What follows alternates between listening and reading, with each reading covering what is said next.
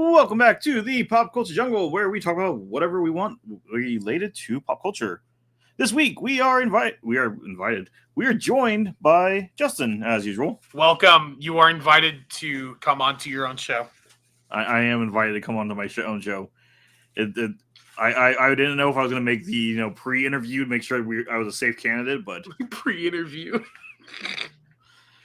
Anywho, we got a bunch of random topics to go over. We're going to talk a little bit about Thunderbolts that comes out this weekend. We're going to talk about the numbers, projections, our projections.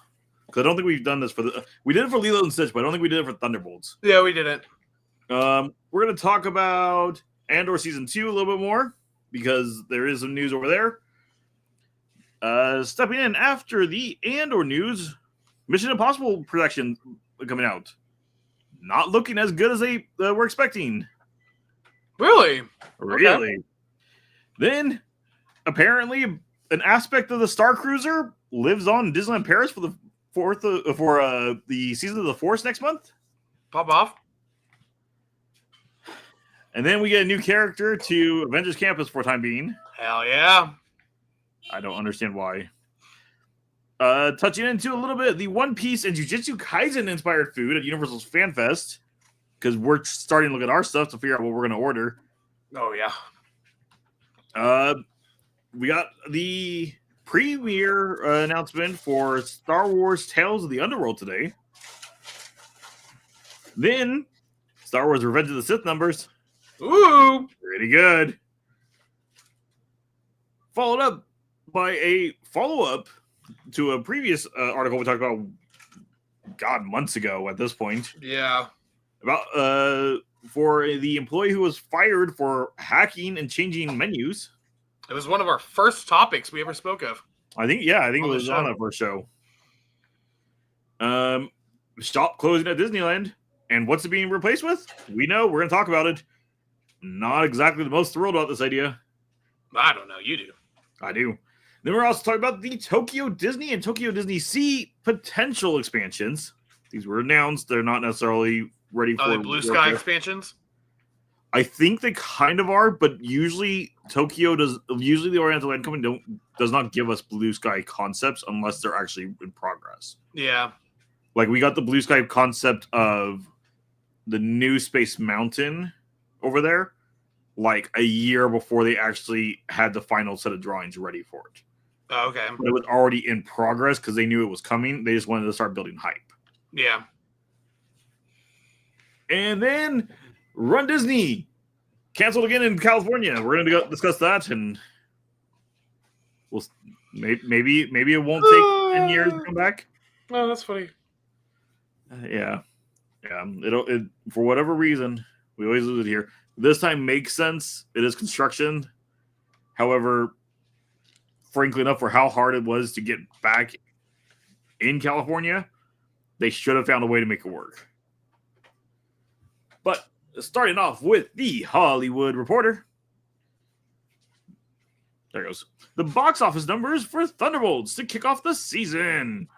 I wouldn't say that Thunderbolts kicks off the summer season.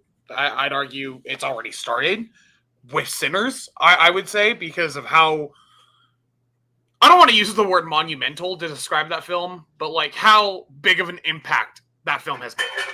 But that's just me. No, yeah. I'm seeing it tomorrow. I think they're counting this more so the start of it, just because it's a little bit later in the season than that was. Mm-hmm. And this is more of a family film. Should do better than Sinners. Okay.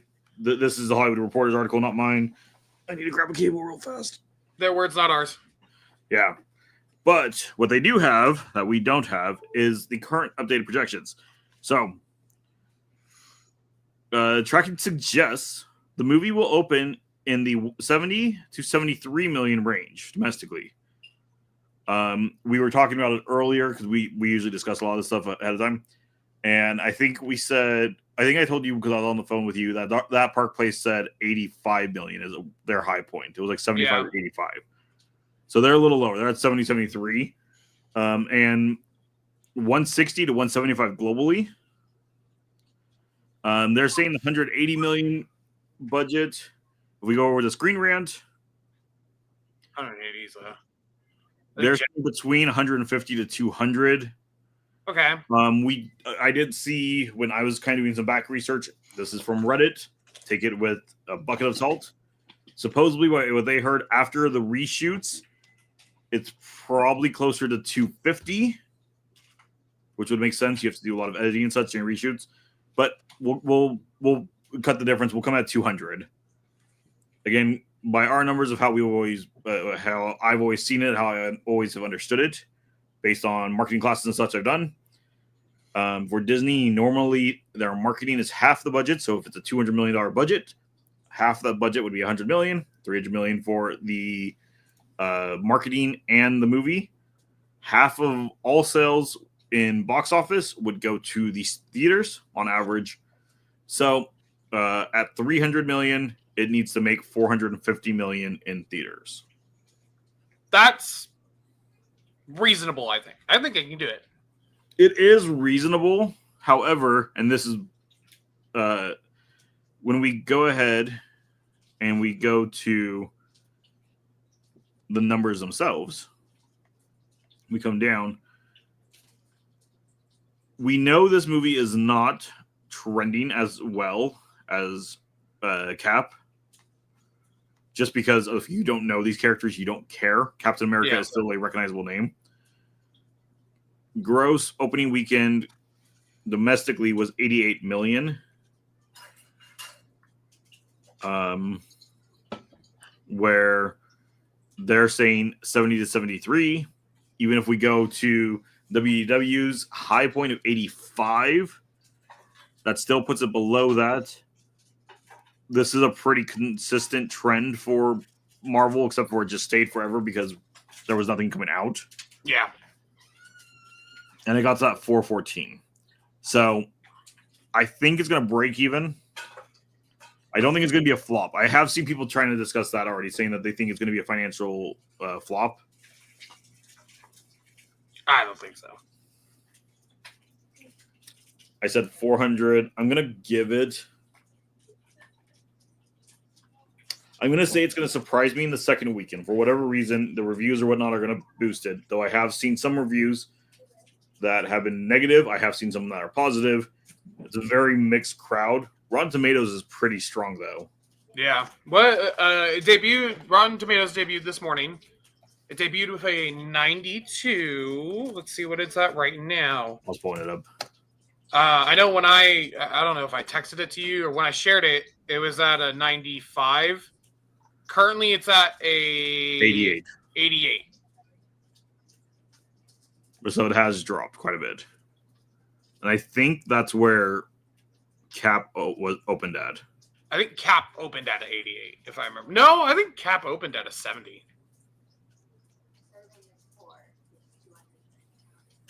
I mean, it's higher than where Cap is now, but I mean, yeah. I kind of wish it would show you what it opened with. Yeah. Still, an 88, not bad. But remember, these are also invited reviewers. That is true. So this is always the weighted section. I'm going to say it's going to surprise me. The second week is going to go ahead and pull up a little bit numbers. I'm going to give it a 425 to 475 full run. You say full run global? Mm-hmm. I don't see it breaking into the 500s. I don't see it breaking into the 480s. I don't see it breaking into 500s. Unless, there is something really special about this movie for the general population, which I honestly don't think there is. I'm going to go with... I'm going to keep myself in check. I'm going to go with a 400, honestly. Oh, you're going to go low. I'm lowballing it on this one. 4 to what? Or just, right at 4 to... Right at 4. 380 to 4... 380 to 420. So almost, realistically losing money then. It's breaking even, but realistically that's losing money. Yeah. Okay. Did you see my back my private chat message also, by the way? I did not. It sounds like you're running off the camera mic. What a joke. Okay. That's probably why I could hear your fan side. All right, I should sound better now. Oh, you sound a whole lot better. Give it a second. You can turn the fan on. More than likely, yeah. Why? Because normally it was on a different mic on the computer. Which is why I could hear it, and it sounded really bad in the pre-room. Yeah. I thought about that after I hit the live button. Yeah. Now we're gonna jump over to that park, please. I might leave the door open. Oh, Because I'm crying. when you done? We're gonna jump over to that park place, and they're referencing in this article the BBC's article. I just did not find the BBC's article myself. This is the BBC network. Pretty much. Is Disney's Andor quietly glorifying Stalin in the Soviet Union? All right, bud. You gotta love they have some pretty good clickbait titles. But the BBC does make some uncomfortable discoveries about the show's plot.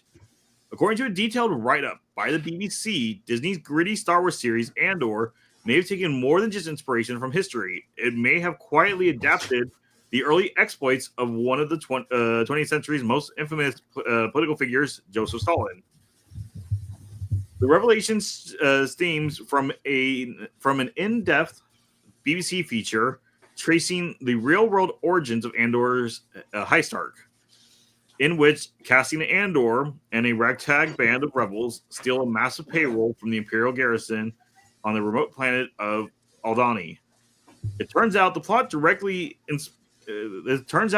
is directly inspired by the 1907 TF's.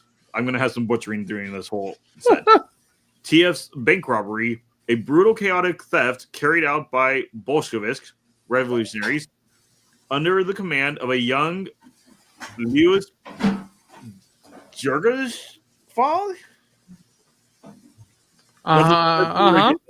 better known later as Joseph Stalin. All right.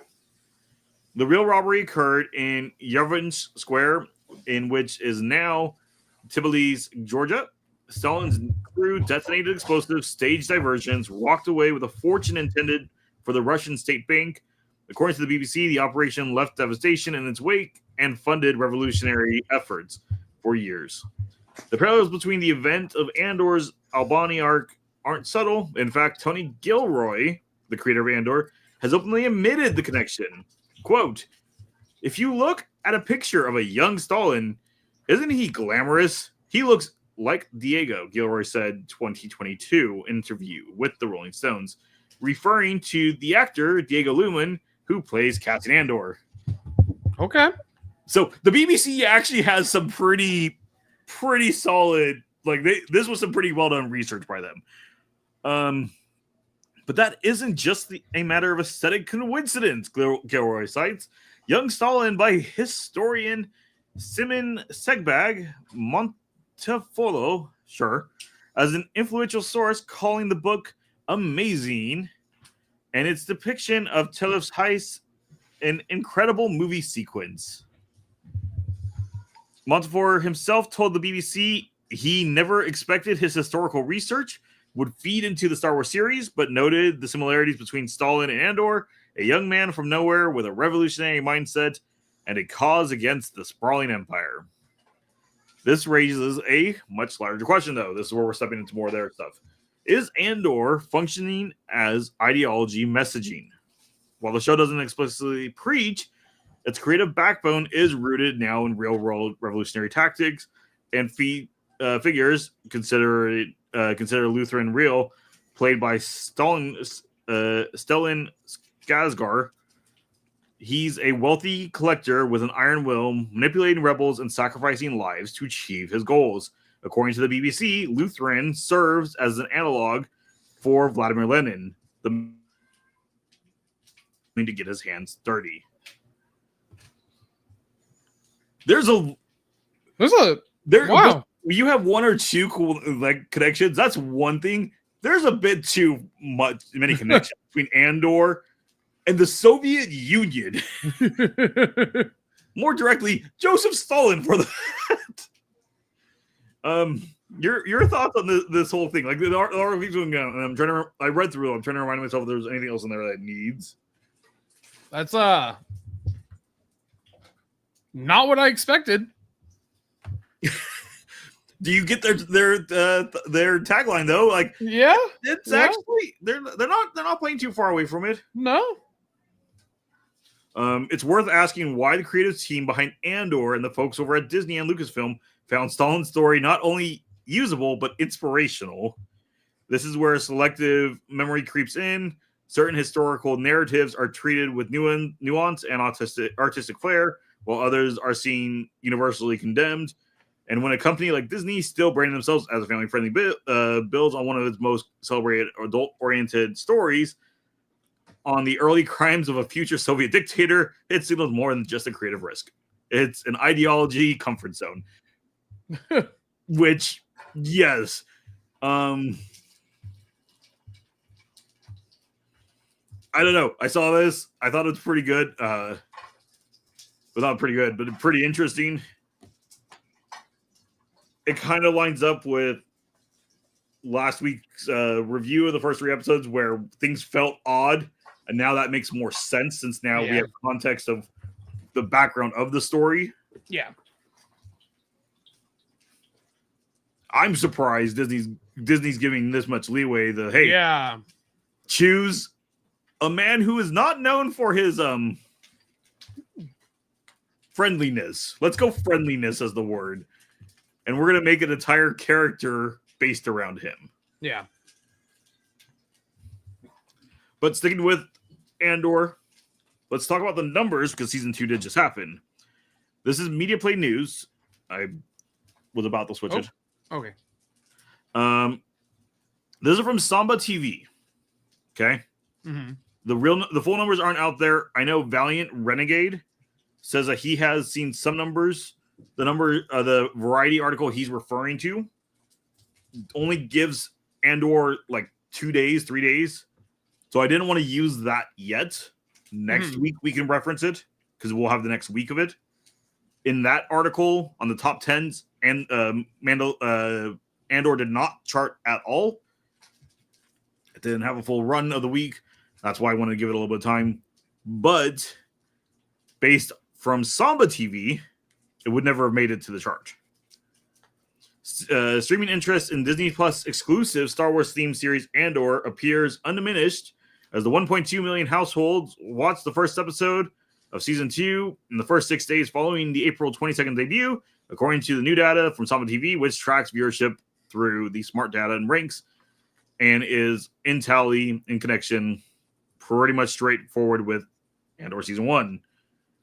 However, it is still the lowest of the Star Wars shows of viewership then. Acolyte did better. Obi-Wan did better. Ahsoka did better. The Mandalorian did better.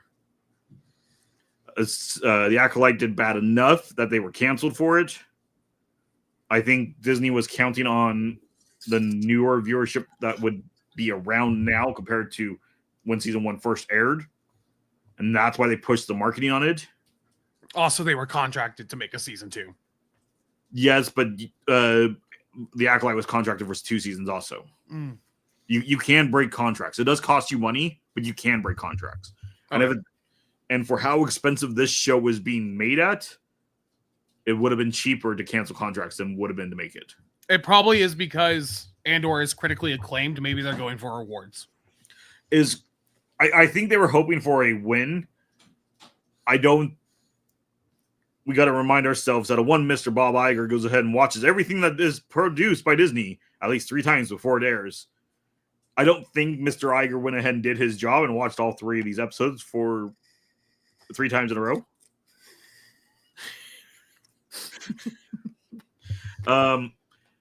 Because I'd be really surprised if you already knew your numbers were bad off the first time, this being the first set of 3. Yeah. Like if this happened later in the season, then we'd be following the arcs of the Acolyte and Agatha all along, where we get more of those weird, controversial episodes halfway in the season. Mm-hmm. After you either have people invested or the only ones that are watching are the ones reviewing it or like the show, so you can be a little bit more risky with it. Where this one, they were going early on it. This is not going to chart next week. The show, they may. I don't even know, actually, all honesty. I don't know if they're going to get awards this time. Because everything I'm seeing, even on the critical side of it, critically, it is not being received as well. And then a lot of the critics also are bringing up the issue with episode 3. Yeah. Like that was a mistake of an opening arc, as having that. We're not going to get into it here because we already discussed it to death, I'd argue, on the episodes 1, 2, and 3 review. Yeah. But episode 2 was like slow. So that's what's hurting in this first opening arc. Yeah. Anything else about its watch hours? Are you surprised that it's so low? No. Yeah, I'm not either. Like, it's the same issue with season 1. Like, season 1 was really good. Nobody watched it. To be fair, I didn't know the show existed until after it had finished airing. Exactly. And so then I was like, I can go back and watch it, but why should I? Yeah. But over at that Park Place, Mission Impossible 3, or not 3, but Mission Impossible projected to make far less than $100 million in the 3-day domestic debut. Wow. Lilo and Stitch is likely to take the head-to-head crown. On May 23rd, 2 major films are set to premiere: Disney's live-action Lilo and Stitch and Paramount's Mission Impossible: The Final Reckoning. Some industry analysts have speculated about a potential Barbenheimer like phenomenon, featuring referencing the unexpected box office synergy between Barbie and Oppenheimer in 2023. I'm having a hard time reading tonight. Yeah. Sorry, I got distracted by a text message. However, the circumstances surrounding these two releases differ significantly, making such a scenario unlikely, with the newest box office projections putting Mission Impossible: Final Reckoning at a paltry 70 to 90 million for its opening 3-day weekend domestically. Not great for the massive franchise finale.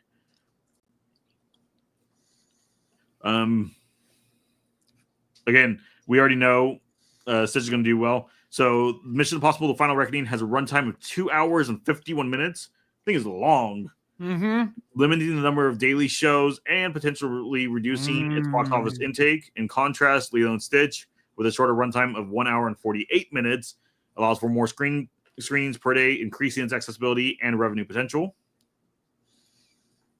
Kevin Davis, Star Wars fan base want everything to be perfect. Yeah. I think Marvel's fan base the same way, though. DC just wants a good DC movie at this point. I mean, name one good DC movie that is part of the DCU. The current one or the old one? Well, there aren't ones in the current. No, yeah. Thunderbolts, good reviews, and no negative headlines will help at the box office. Yeah. Yeah. I honestly think that we're going to see a minimal drop-off for week 2. Well, like I said, I think it's going to surprise me, and it's going to bump it a little bit on week 2. Yeah. And then we'll start to drop. Maybe even a bump. That would be cool, too. And that's why I'm giving it that 420 to like 480. Yeah. I think it's going to bring in a little bit more. I think it's going to, again, just over break even, so it will make some money. I don't think it's going to be a box office smash. Again, you even agreed, and you're a fanboy. You don't even think it's going to break 5. I don't think it's going to break 5.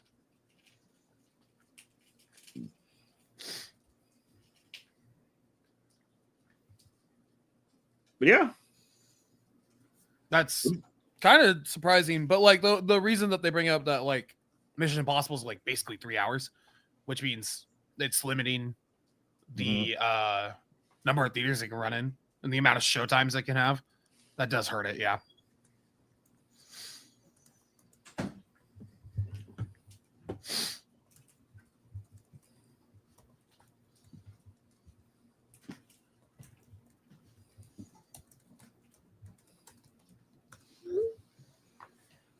Moving right along.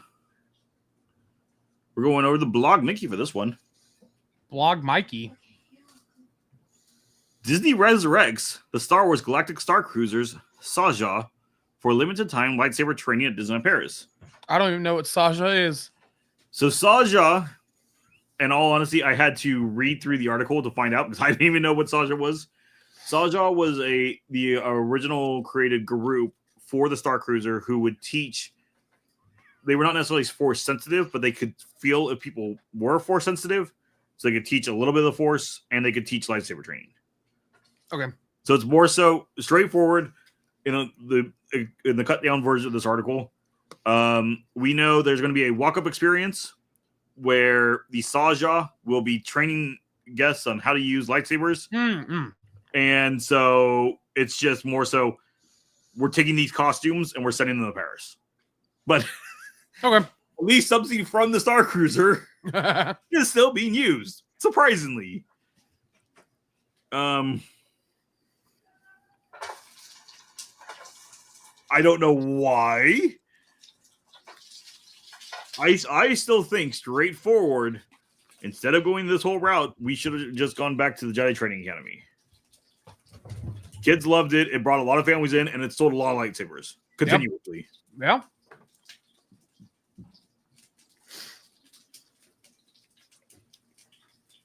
Warner Brothers should have moved Superman to June because of How to Train Your Dragon, and Elio isn't going to light up the box office that much.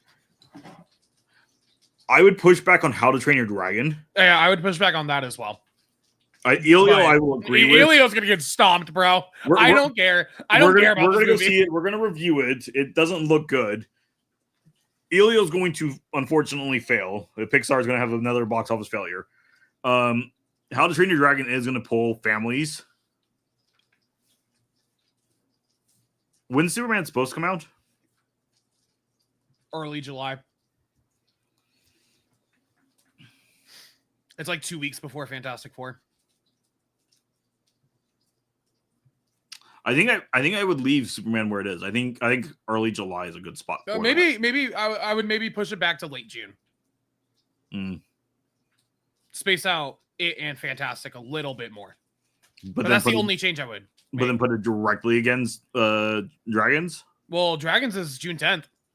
Oh, that's right. Dragons is. I keep forgetting. I keep thinking like Dragons like June 20th. No, it's early June. So like it would give Dragons like 2 weeks, right? Yeah. Put it on June 24th. You have Superman come out then, and then that gives you 3 weeks before Fantastic Four, and you're gonna see like an even harder drop off there, I think. So maybe the 2 weeks is good. The only thing I can think of is if they leave it where it is, it helps. If it's a success, it might help Fantastic Four. Mm-hmm. If it's a fail, it might help Fantastic Four also. Yeah. However, if it's a really good success, and that might be what they're leaning on, is hoping that it's going to be really good. It's going to pull from Fantastic Four? Pull from Fantastic. Yeah. That's where I think they're at. Especially where, like, if you're a family that can only afford to see one movie this summer, and it's specifically in July that you can, yeah, I think you're going to go to whichever movie is reviewing better. Unless you're a Marvel family.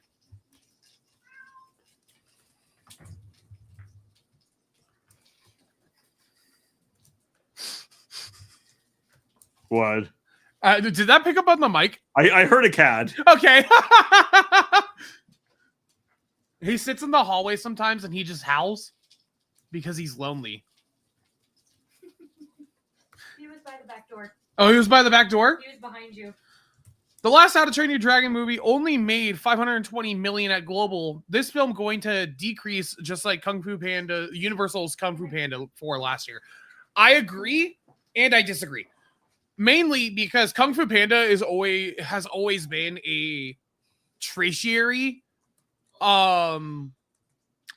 for DreamWorks.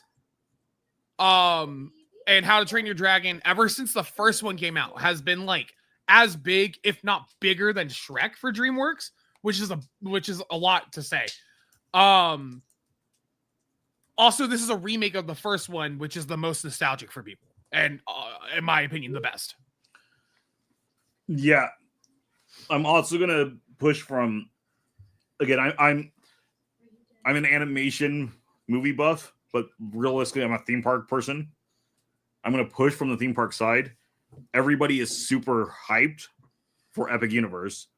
Everybody who's been to Epic Universe and been to Dragons is super hyped right now. That's gonna help coexist and push really hard together. Yeah. Plus, it means Universal at the parks is really going to push it right now. And dragons are cool. Dragons are cool. And their CGI looks good. That's the most important part. The CGI does look good. Again, the only complaint I've had so far out of any trailer we've seen, the movie looks good. The wig on Asteroid looks awful. I don't know how it got through the first looks or final looks by the costume designer. Yeah. It looked like a mop. You could have found a better mop on set and replaced it, and it probably looked better. Yeah. Oh god, we got to touch into this.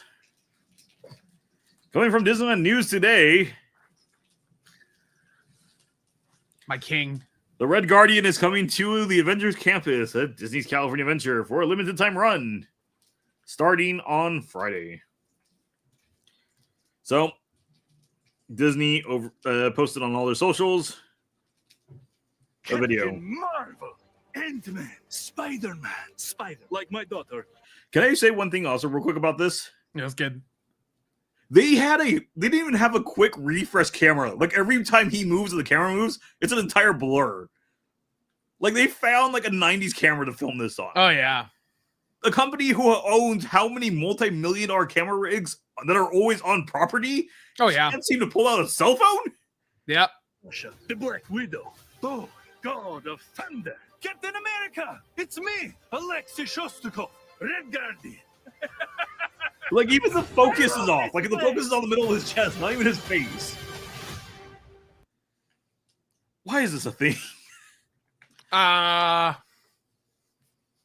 Like I get that Disney has been doing this with all their Marvel films right now, that they are trying to pull a character or two from the movie.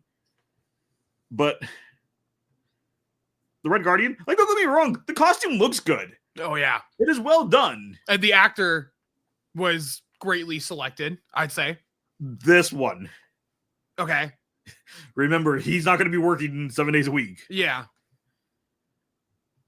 I mean, I love his beard. Especially because it looks real. I assume it is real.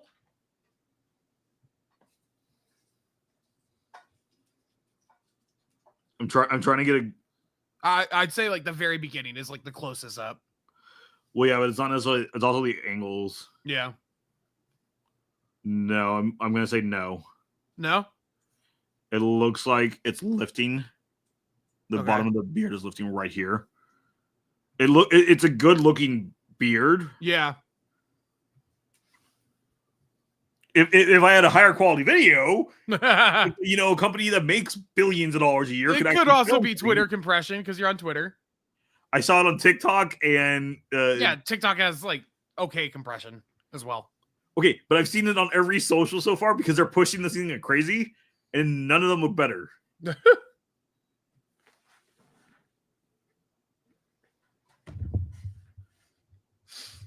Yeah, I'm almost positive this is a fake beard. Okay.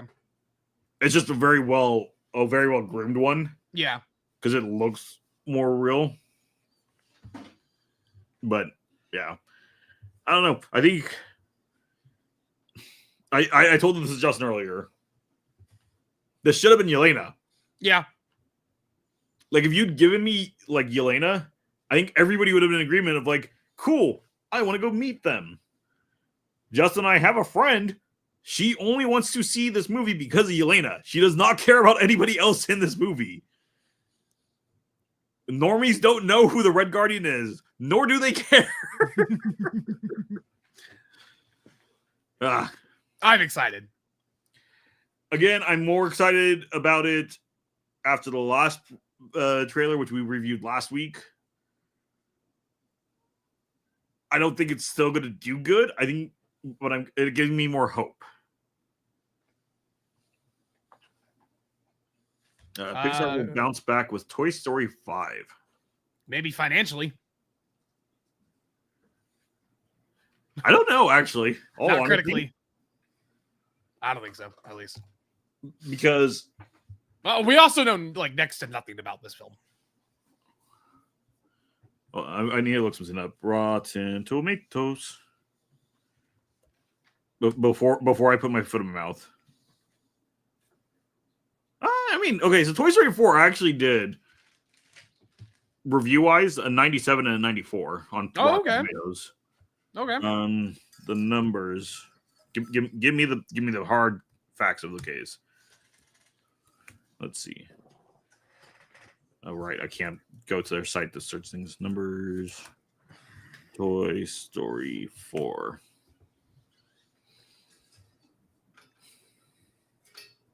Who looks at Blu-ray sales? Come on now. Apparently, it did 58 million in Blu-ray DVD sales. I have May 10th off, George. So Toy Story 4, domestically, box office run, did 434 million. Internationally, did 637.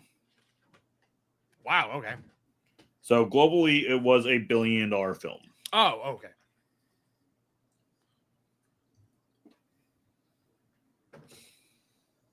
The reviews I'm reading online from Rotten Tomatoes are better than what I personally thought and what everybody who I directly talked to thought. Which is fine. Again, we're always open for other reviews. I'll give it to you. I think Pixar will bounce back at least financially with Toy Story 5 just because of the name alone. Yeah. Do we know who's coming back for it? At least Tom Hanks and Tim Allen. The two most important ones to come back.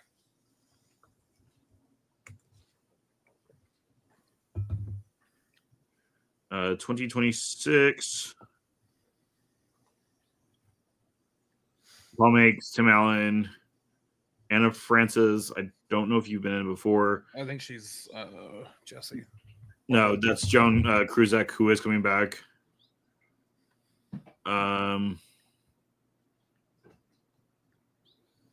Slinky Dog's voice actor is coming back.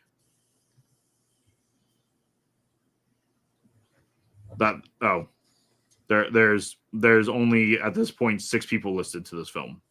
Well, yeah, it doesn't come out for another year.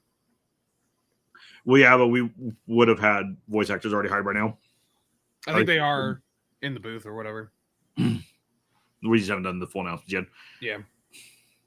I think financially, yes. I think you're right. It will bounce back. Disney needs it to, straightforward, because Pixar is not in a good financial spot. It's just, is the story going to be good? What did you think of the fourth story? It's all right. Should have left it with 3. Should have left it with 3. Number 4 feels very forced. Mm-hmm. How's 5 going to feel? Oh, that's my problem is I don't see anywhere to go. Yeah. I see us just continuing on because we can and we're trying to, money. Money. We're just becoming the evil potato man.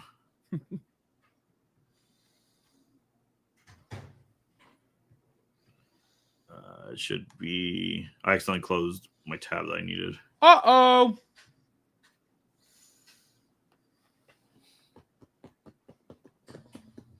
Right here. So, Universal Parks news today. Oh, man, they look ugly. Oh, wait, that's not the tacos. Okay. This is talking about the One Piece Jujutsu Kaisen inspired food at Universal's Fan Fest. We will be there in May. May 10th. May 10th. Oh, shoot. What? I was like, oh, maybe we shouldn't have said that. Oh, well. Why? I don't know. We're going to get docs. We're at Universal. They have security. Yeah. I don't think we pissed people off that bad yet. We have gotten some comments that got deleted, but that we just meant we're actually finding on the internet. Anywho, so first things first. One Piece.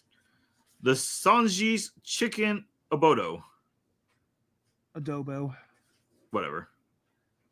Ooh. Marinated chicken simmered in a blend of chili and garlic, served with Spanish rice, refried beans, and Sanji chicken. Tijo cheese brow. This That looks good. really? Yeah. I'm on the opposite side. Really? I don't think this looks good. Okay. Like I'm all for like Mexican food and such. These beans look like they've sat out for like the last 2 hours. I'm saying the chicken. The chicken looks good. I've got to look at the whole plate. But look, The it's his rice curly packet. brow. What? It's the curly brow. Oh, I now I see it. One Piece. I don't know. The chicken doesn't look very good. This dish not only looks good, but apparently I'm wrong. But the chicken is tender and juicy. This is their review, not ours. We will have our review in our video of the night. With the right amount of spice, that won't be too much for anyone. You get a nice flavor with just a hint of garlic and a bit of kick on the back end. The rice is basic and a little mushy, but it's not incredible. The beans with Koja cheese is surprisingly solid with rich, smoky flavor. The cheese adds a nice punch. Overall, we think this is a solid dish, and we enjoy the themed butcher paper that it comes on. Give it a 6 out of 7. Who rates things out of 7? It's is that a 6 out of 7? Is that what that says? Yep. Rating out of 7, 6. Oh, Who rates things out of 7? yeah, that's weird. The Straw Hat Crew nachos. Okay, you know, I don't know about this one. The Tostitos tortilla chips layered with Caribbean jerk chicken, queso, pineapple salsa, and cilantro. This one, to me, looks good, but Oh, yeah. No, yeah. Oh. I scrolled through this earlier. The pineapple salsa here is excellent with the pineapple and mango fresh and juicy. However, the chips are basic, and this has barely enough cheese for us to call them nachos. We would not suggest ordering this. A 2 out of 7. What was the price on the nachos? $15. Oh, Yeah. what was the price on the chicken? 17 bucks. Okay. The Jujutsu Kaisen. So we have the Sukana Cursed. What? Sakuna. Thank you. Cursed Crunch for $6. This is a red velvet cookie with white chocolate chips. The cookie is shaped like Sukana's mouth with a black tattoo on the tongue. It's not the freshest cookie, but it's pleasant. The white chocolate chips are good quality. 4 out of 7. Okay. I'll probably pick that one up. The Tea Shadows 10 10 Shadows Churro. I cannot read tonight. I'm sorry. Vanilla and chocolate churros coated in vanilla and chocolate icing, sprinkles, and printed token. These are good, fresh, but almost aren't churros. They're more like glazed donuts, which they're rich and sweet. We prefer the vanilla, but the chocolate is also good tasting, like cookies and cream. A 5 out of 7. Okay. There's no cinnamon on these. No. I think that's what they're complaining about. I would complain too. Yeah. A churro should have cinnamon. Yeah. Yuji's chocolate brownie. This is a caramel-filled brownie topped with buttercream frosting. Okay, before we get to the review part of that, the presentation alone is This is pretty. phenomenal. This is one of your Instagram desserts. Yeah, this is the Instagram. I'm also item. hearing the Back to the Future cookie is a Instagram cookie. Okay. Like it's designed to look like the street with the flames coming up, and the Okay.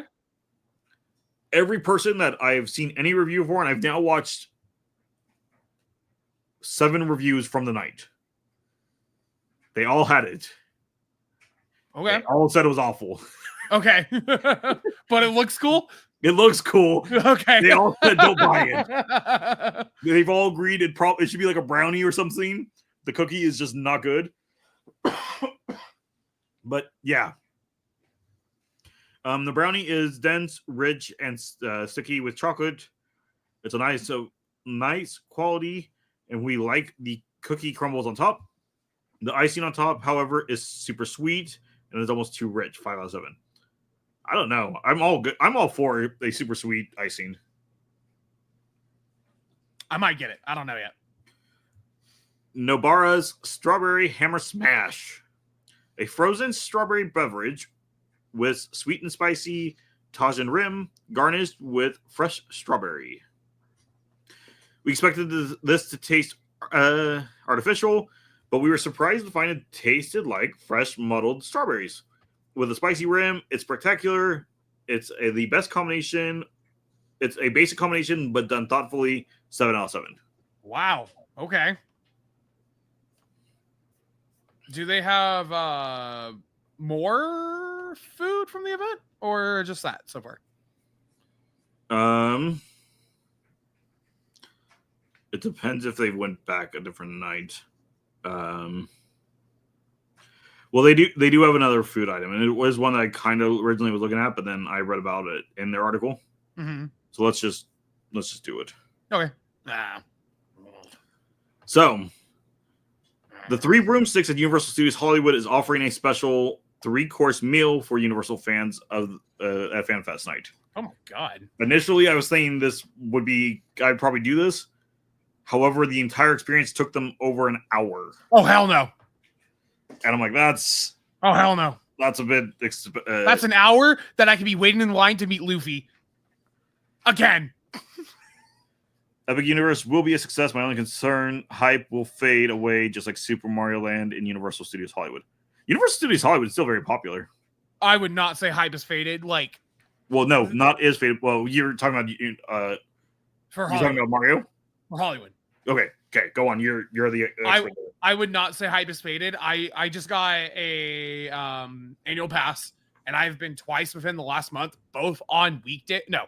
Once on a Saturday, once on a weekday. I went on a weekday, on a Tuesday. Super Nintendo World was packed. And that's all I did was Super Nintendo World. And I had to wait in lines to play the little mini games every time. So I would not say that the hype is faded for Super Nintendo World. Yeah. I think Universal, I think you are right on the fact that hype will fade. I think they have a year to 2 years just because of how long it's going to take for people to get through it. Because there is not a lot there. We already know this. They are very short on rides. However, we also do know, because it's already been confirmed, they're already working on phase 2. And so I think they already were expecting that drop off by the end of year 2. So I think we're going to see the announcement in a year for phase 1 starting, or phase 2 starting. Also, this is the first major theme park in the U.S. since Islands of Adventure? Animal Kingdom. Oh, Animal Kingdom. Yeah. 1998. Then DCA.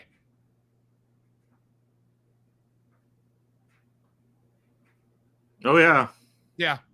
So yes. So DCA. Oh, so since DCA. It has been over 20 years. Almost 25 years. So. And DCA held its hype for a month. A year. Oh, you gave it a month? What are you talking about? They had that High School Musical thing. That was pretty cool. That was one of many last-ditch efforts trying to bring somebody into that park. Oh, man.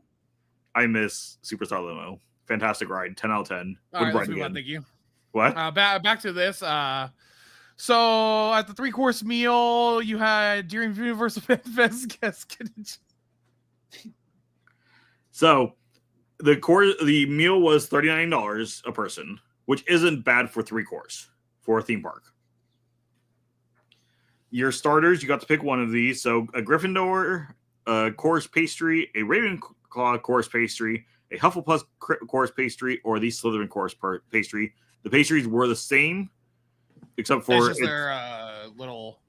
Correct, but they wanted to do one for each of the houses because people are very particular about their houses. Slytherin is the best. Cilantro and mint.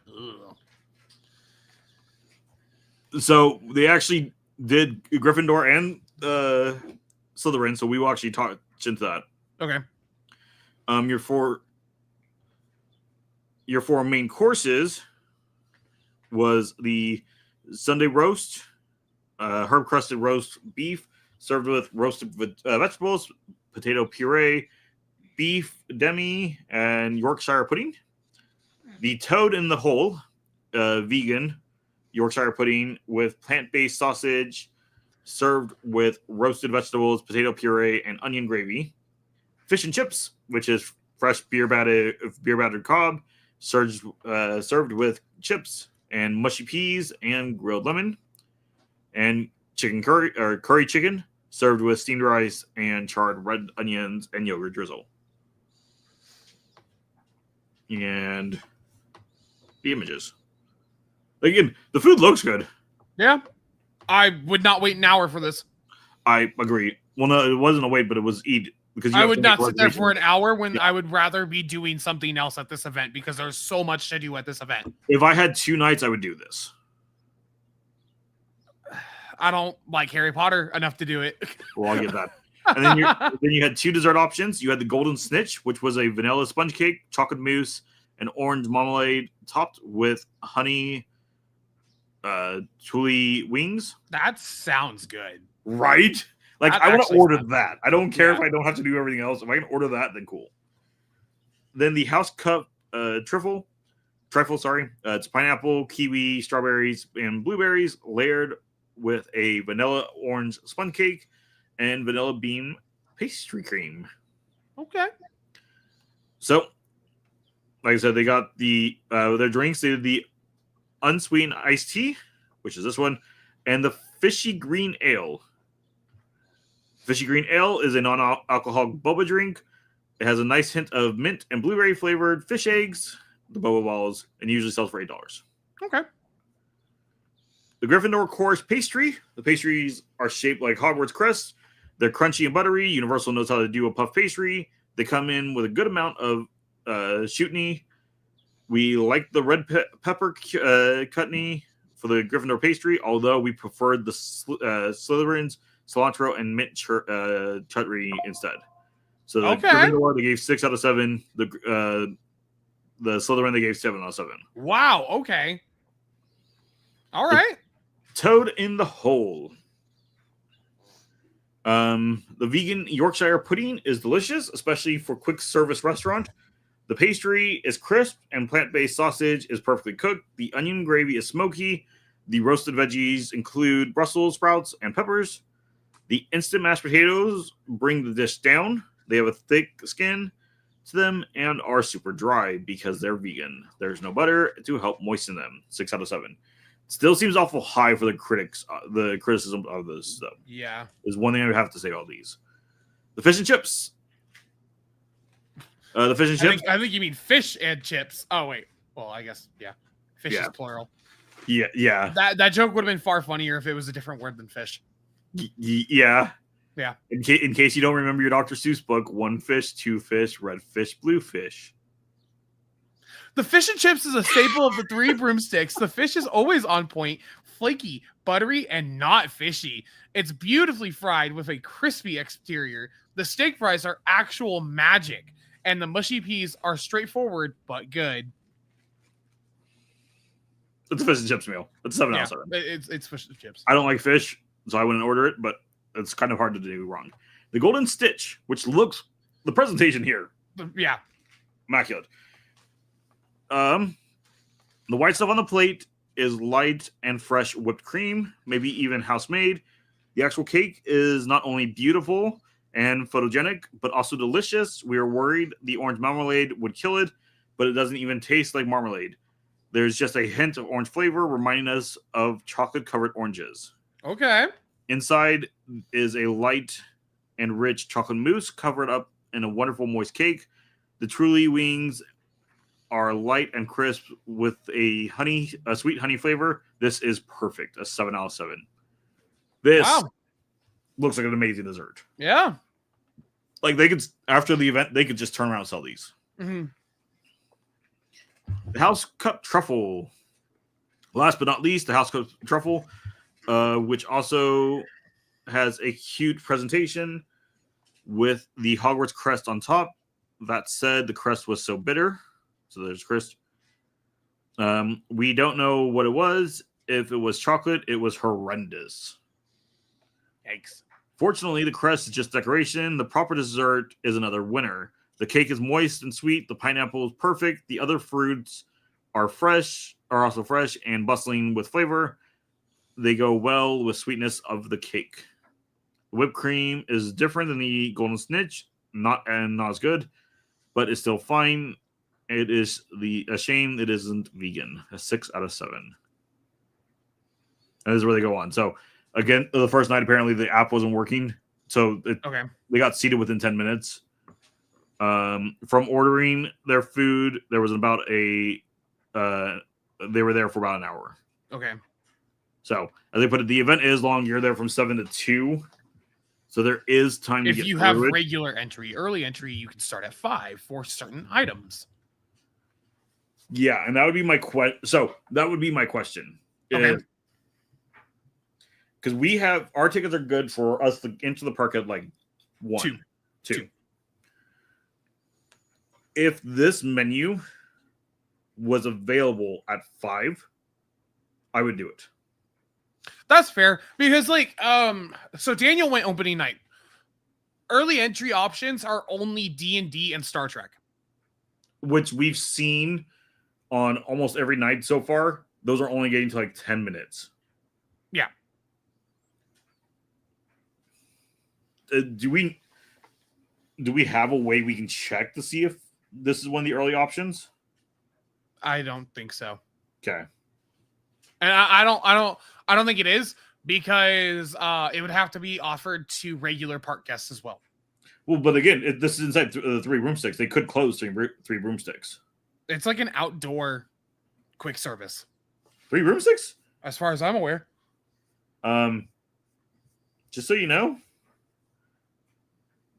this is inside. This is a building.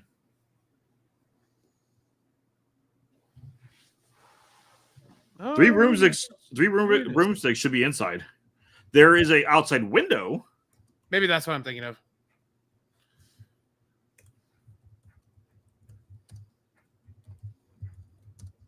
I don't know. I only went in there once.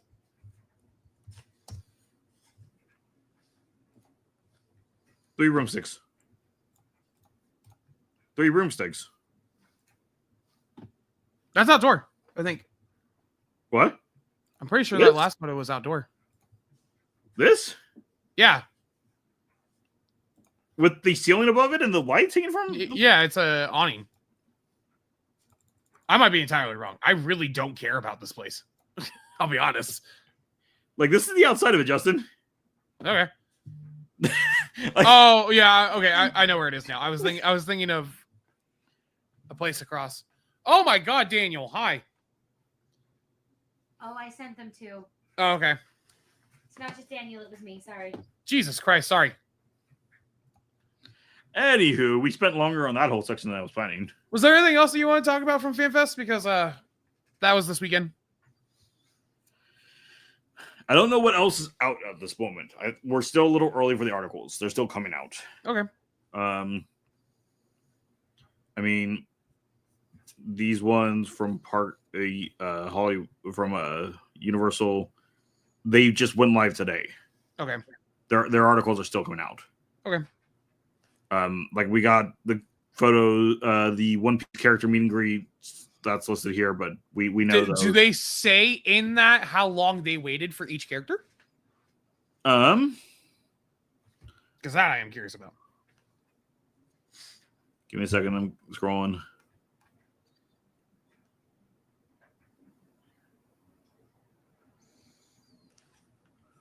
No. Okay. Do they say if each character has a photographer, or is it like you take your own photos? They don't really mention anything. Okay. I mean, all their photos are still in sunlight, so they went like straight there. Yeah.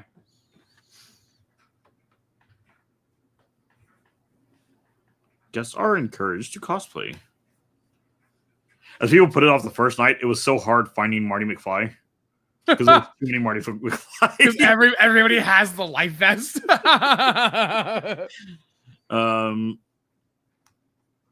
And that's like my biggest concern about this cosplay rule. And I discussed it a little bit with Daniel, is that like, because they're encouraging cosplay, it's going to be really hard who to tell is the character and who's just a cosplayer. Yeah. And initially when I was seeing some of the things, it was easier because like Marty was like on an opposite side of a fence. So he was going up and down the fence to talk to people along the crowd. So that was easy. But then as soon as he leaves that section and he goes into town square, he's just in the middle of everybody. Yeah. And so, yeah, it's kind of odd. I get them wanting people to cosplay, but it's almost, and I get that they don't want, a host to pretty much hold their shoulder the whole way to, this is who you should be making focus towards. Yeah. But you almost need somebody to be there, a cast member to be with, or team member, sorry, we're at Universal, to be with each of these performers continuously. Yeah. And I'm pretty sure One Piece does have that. One Piece is a lot more closed down because the three main characters are behind the separate fence. Yeah. Like you can see them from everywhere, but you have to go through the line. Sanji and Usopp are free flowing.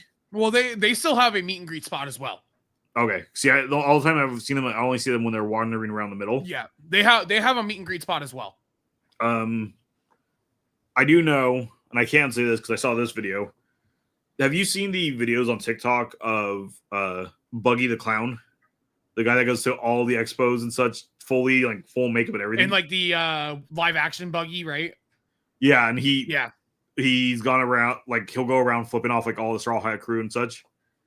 So he went to night one. I saw that. And then the Sanji grabbed him from the main walkway and took him directly to Nami and Zoro. I thought that was so cool. I like that they're getting that much leeway. It's just, again, it okay. The side tangent explanation to where I'm getting. Disney does not allow cosplay on a normal basis. Disney allows costumes for very special events. Yeah. You have to be careful what ruling is when and such. However, their biggest thing, and this is their reasoning, is when they cannot ensure the person who is dressed up like a character is being family friendly. We will word that. And second, there are creeps in the world. We'll word it like that. So one of the things you agree when you come dressed up as a character for like Oogie Boogie Bash is you won't stop to take photos with people, and you won't follow them into private areas. Am I skirting around this code a little well enough? Okay. Universal's always been more loose about this, which is good and bad.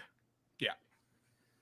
The Wizarding World on both coasts works so well, like the sell merch and such, because they encourage their guests to come dressed up for the Wizarding World. Like you can go and buy your entire Slytherin or Gryffindor like student outfit, and they encourage you to come back. Disney, if you go back to Galaxy's Edge, you buy a Jedi cloak, you are not permitted to wear it. They're looser on that now, but the rule is still very strict that you're not allowed to wear it. So I don't know what judgment call they're making on it anymore. Yeah. But the idea is, again, they want to protect the guest experience by making sure you don't ruin the look of the character. But two, little kids might follow these people into areas they're not supposed to. And that's a problem. There's a lot of creeps in the world.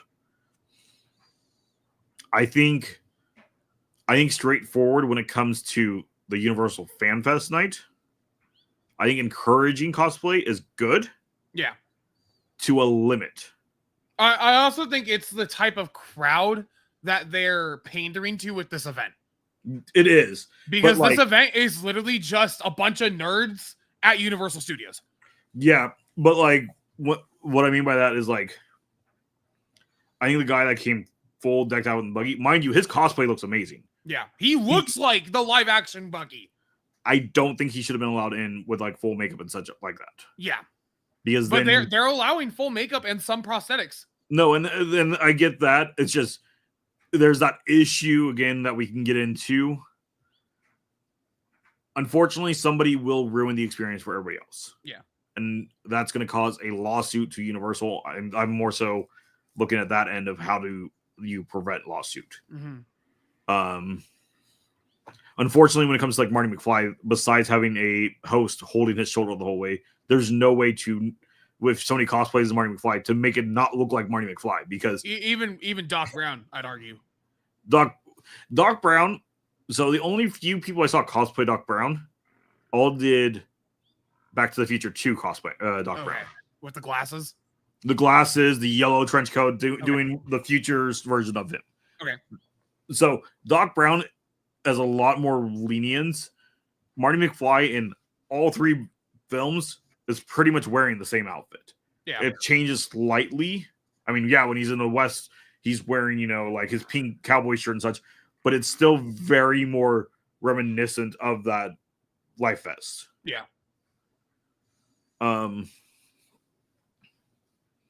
But like straightforward, Lorraine and George, like even people were having a hard time finding them at the times. So I was literally watching a video of the Under the Sea Ball. Mhm. I didn't know it was Lorraine and George.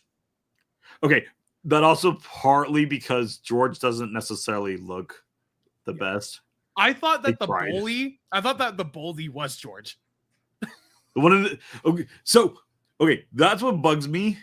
Is that George isn't in a suit, but the bully is? So it depends on the George is supposed to step away and get into his suit. Okay. He's supposed to be in a suit at that point. Okay.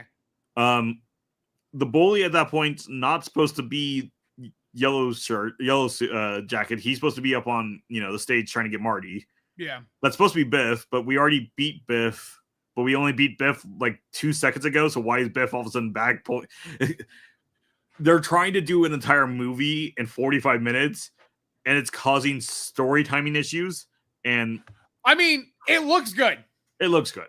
It looks good. We will have our official review of it later in May. From what we're seeing online, we're nitpicking at this point, honestly, because like you thought they would never take off the facade. No, because of the cost of money to do so is so outrageous and the risk of damaging that set. But they did reveal the courthouse, which right there told me my money was well spent, because I'm going down to get, just as a filmatic, get pictures of just the courthouse anyways. But also I want to go get pictures in front of the courthouse because I'm a nerd. Yeah. And I love Back to the Future. And I was super excited that they're doing a full Back to the Future thing. I will and then not, One Piece is just the icing on top of the cake. I will not do the wait, at least the way it was the other night, for the DeLorean. Yeah, I wouldn't. Because Einstein is sitting in the DeLorean. It is all lit up. It's also the movie production DeLorean, by the way. But it was taking over an hour to get through the line. Yeah. Like, if it's not long, I will jump in it, get a picture with Einstein, but also more so get the picture of the actual production DeLorean. Because like on the studio tour for the past month, it's been pulled for production. So it's the movie. Well, they also have Biff's car out. And again, Biff's car is a convertible, so they have a layer of plastic over the leather, and the leather stuff, so you cannot reach into the car, but you can get a picture in front of the car. Yeah, that's so funny. They also went ahead and they went on to talk about doing the Yoshi egg hunt, getting their headband and their stickers. From everything I'm seeing, everybody waited 10 to 15 minutes to see green Yoshi. Oh, that's not bad. For the special color Yoshi, by finishing the hunt, people were waiting up to 45 minutes to an hour. Okay, maybe we'll meet Green Yoshi then, since it's only like 10 minutes. Like, I still want to get the headband, and I might still go get the stickers. I don't really care. I think it's cool, that we're getting different colored Yoshis, I don't really care to see it. Well, and as everybody's kind of agreeing also, so Yoshi has already been a meet and greet character in Tokyo. Yes. This is the first appearance in the US. Yes. Everybody's kind of agreeing that these costumes are probably being, what it probably is, they probably were shipped from Tokyo to here, and they're probably being reboarded at the end of the event onto a plane and continuing over to Epic. Because Nintendo World in Epic does have the Yoshi attraction. Yeah. Which is one of my must-do rides. Like, you don't have to do All it. right. It's All right, one of my Judge. must-do rides. All right, Judge. It looks cute. Then you gotta do Donkey Kong. I already told you I was. Okay. Donkey Kong's on my list. Okay. It's gonna hurt my back Oh yeah. because everybody's already agreed it's really rough. Like, a lot of people said it's one of the roughest coasters they've been on, and it's a brand new coaster, which is not very good because in 2 years that thing is going to be like snapping spines. Oh yeah. I think it would be worse than the Matterhorn. Anything else? They did their stuff with Dungeons and Dragons. What I'm seeing is people are talking about how mid or bad it is. A lot of people don't understand Dungeons and Dragons, and I wouldn't. How much do you want me to? Without, I'm not going to talk about the actual story elements, but how much do you want me to talk about it? I've seen. I don't remember his name, but I've seen it. Yeah. I don't really care about spoilers for this event because I've already seen everything. Gotcha. Yeah. So I'm going to first start off with Xanthar the Beholder. Xanathar, yeah. Jim Henson and Creature Shop did a fantastic job on the puppet. It looks fantastic. From everything I've seen, he looks good. Yeah. He looks good. The problem is, and I think this is what everybody kind of expected based on what we read, they built this up that it was going to be your D&D experience. And that's what I thought as well, was that, and this is from Daniel, is that you're just kind of watching it. You're in the room while everything happens. Instead You're of in the room and doing it. the four classes that are doing it, you're watching them go through and do their actions. Yeah. And I'm like, well, that's like Lame. even if That's it's just lame. a simple basic dice roll and it affects how the story is moving forward, cool. Give the audience something to do opposed to just, we're here. Oh, Xanathar is here. Okay. Do I need to worry about it? Like, I need to worry about it. this is my problem? No, you're here to take care of it. What do you I'm want me to apparently- do about it? And that's, I think, what they're missing on this, because D&D is fun if you're a nerd, and this is who they're trying to cater to, but it's the experience you and your friends create that makes it fun. Yes. If you sit down and you open up a book and you just kind of follow the guide of the book and try to play it on your own or whatnot, or with people who aren't very creative, It's kind of boring. it's kind of boring. If you have a really good DM who can build the whole atmosphere and such, and he's giving you guys power to, you have to follow the story, but you can do it in quirky ways, it legitimately becomes a laughing fest. Yeah. It's just a bunch of fun and like being playful back and forth. They do not have anything about Star Trek yet. From what I've heard, Star Trek's like really bad. None of the videos I saw talked about it. The one that I was in the current watching of when I had to stop, they were about to go to it. So Okay. I will watch that to get an idea, but yeah. I mean, if we skip Star Trek, my feelings are not going to be hurt, George. Even before we heard it was bad, my feelings were not going to be hurt. If it was the best thing of the event, my feelings were not going to be hurt. It is. Exactly. Again, my big thing is I do want to see the mythical beasts inside of Harry Potter, I want to see them and then go, that's cool, and then turn around and leave. because some of these performers have been fantastic, and the Jim Henson Creature Shop did a lot of the puppets. Okay, maybe I'll give more than And one. everybody's kind of agreed. We think a lot of these puppetry and little figures that they made Might be permanent. going to Epic. Oh, okay. They fit the feel for Fantastic Beasts, which is what that land is based on. Yeah. And so everybody's kind of in agreement that these compared to everything else done of the event, these look some of the most expensive pieces. Yeah.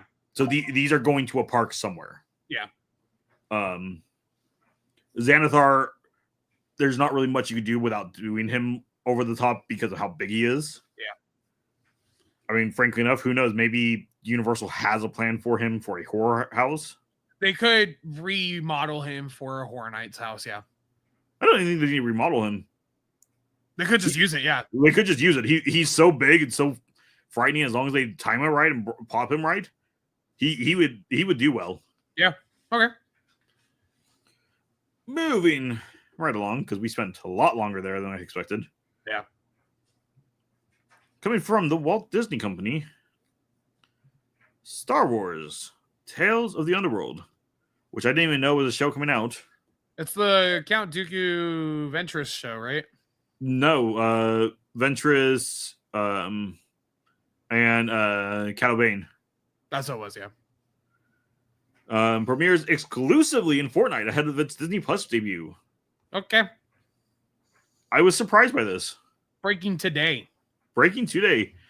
Plus, players can link their account with the My Disney account and unlock the First Order Stormtrooper suit. Oh, yeah! Didn't have to spend money on it. I'm happy. Yeah, because wasn't that in the shop last year? No. The Imperial Stormtrooper was. It was the Imperial ones. This The Imperial one's one still brand looks new. better. Okay. But yeah, so starting Friday, 2 days before the show airs, the first 2 episodes will be on Disney on Fortnite. If you go and watch the 2 episodes there, you're gonna unlock a floating screen. Okay. I might watch the 2 episodes there just because I might watch them there. Okay. Because I'll probably see if anybody else is like jumping on and just. I bet you there's gonna be like XP or something for doing it. I wouldn't. You don't think so? No. You're spending more time on Fortnite. I don't care. I'd rather be playing Fortnite than I mean, watching this. that is fair. Again, it's still the art style I like. I know you're not crazy about this art style. I think I think this is a very creative art style. These are also just characters I don't care about. Yeah. I can't even defend that one. Cat Bane, I think, is an interesting character. I don't think anybody's asking for this is my problem. Yeah. Ventress, it almost looks like we're going to start before. Yeah, because I know this is anthology and the 2 stories are separate. Yeah. So it looks like we're going to start with, when we're doing Ventress, we're going to. Okay, maybe they're not. Oh, wait, yeah. Yeah, okay. Sorry.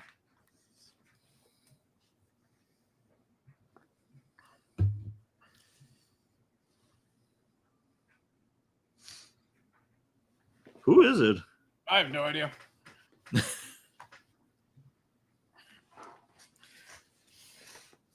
But I think it's going to be us learning how Ventress falls. Yeah. Which I've always thought was kind of an interesting idea. Because Ventress is the one they've always seemed to have just like fun with since she's a fully original character. Yeah. Like I think they leaned too heavy on Ahsoka in She's Another Original. But I think Ventress has such an interesting backstory and such that we could touch into. Because, again, she never becomes a Sith. Yeah. She only ever becomes an assassin. So what all happened in that whole train and such? And my question always has been, does Sidious know about Ventress? Because he never really seems to interact with her, besides the fact that she is Count Dooku's assassin. Yeah. But like, what else into it? So I think that's gonna be interesting. I'm gonna watch it. It's only 6 episodes, so they're giving a third of it on Friday. Okay. Are you gonna watch it? No. Well, depending on tomorrow night, you might be. Yeah. Because we might switch to this show for the time being and come back to something more entertaining, depending on how the next episode goes. But keeping with Star Wars, Star Wars Revenge of the Sith. This is still at the Walt Disney Company. Shows lasting appeal with a 42.2 million at the global box office weekend. All right. That is fantastic numbers. Number 2 at the box office this weekend. Correct. So here is the numbers and such of it running. That's funny. What? It's just like the sudden jump to 2025. So it actually did in less theaters as good, actually slightly better than it did in its third week of when it originally ran. That's awesome. Like, this movie already had made money, and now it's just like, here's some more. In 2005, it was almost $1 billion film. Yeah. That's crazy. Fantastic movie. We went and saw it again. I'd give it a solid 5 out of 5. Oh, that's a 5. I cried. You cried? I did. I didn't notice that. When did you cry? At the beginning of Mustafar and at the end of Mustafar. That's fair. Yeah. Oh, such a good movie. Such a good set of dialogue between Obi-Wan and Anakin during that whole set. Also, speaking of this weekend and crying, I think we get into our One Piece segment now. Oh yeah, because that's not on the docket. So sure. Yeah. What did you think of this week's episode, George? What's the synopsis of this week's episode? I did not pull it up. Gear 5. That's the synopsis. That's all you need to know. That's all that matters. That's all that happens. Just Goofy, just Luffy standing around in Gear 5. Yep. You know what? I would watch an hour of that. Just him standing there in Gear 5. I'd watch an hour of that. I don't think there is a synopsis. You're fine. I'm giving you a hard time. Okay. No. So this week's episode for that was pretty good. Pretty good. Pretty good. I love the fact that Frankie's questioning what in the world that was. What goes running by him. I'm pretty sure it's in the top 5 One Piece episodes, George. I want more fighting scenes is what I'm waiting for. It's fair.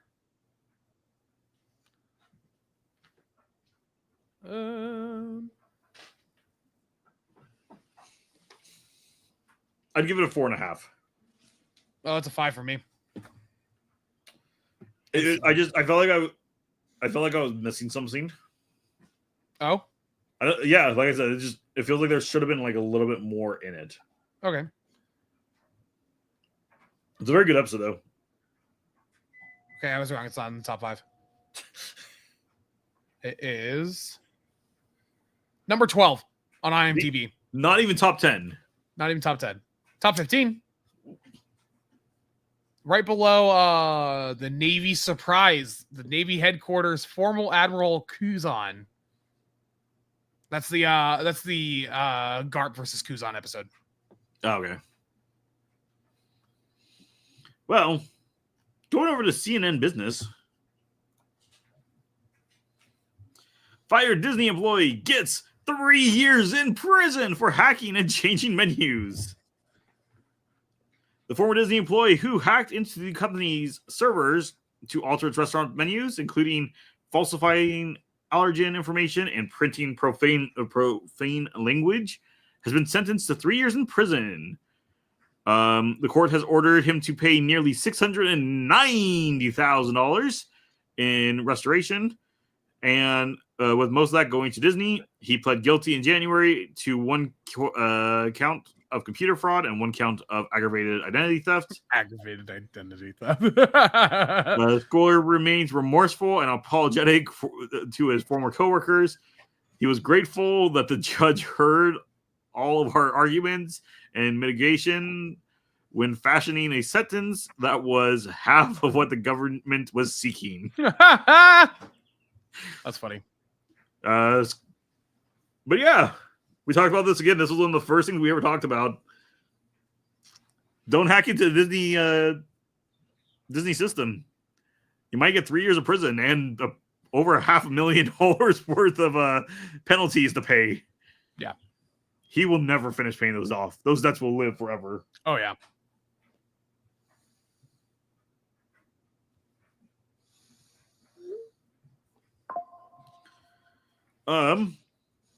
But this comes from Laughing Place. A shop at Disneyland is closing. Oh no. Port Royal Curios and Curiosity Shop to become a seating area for the Disneyland's New Orleans Square.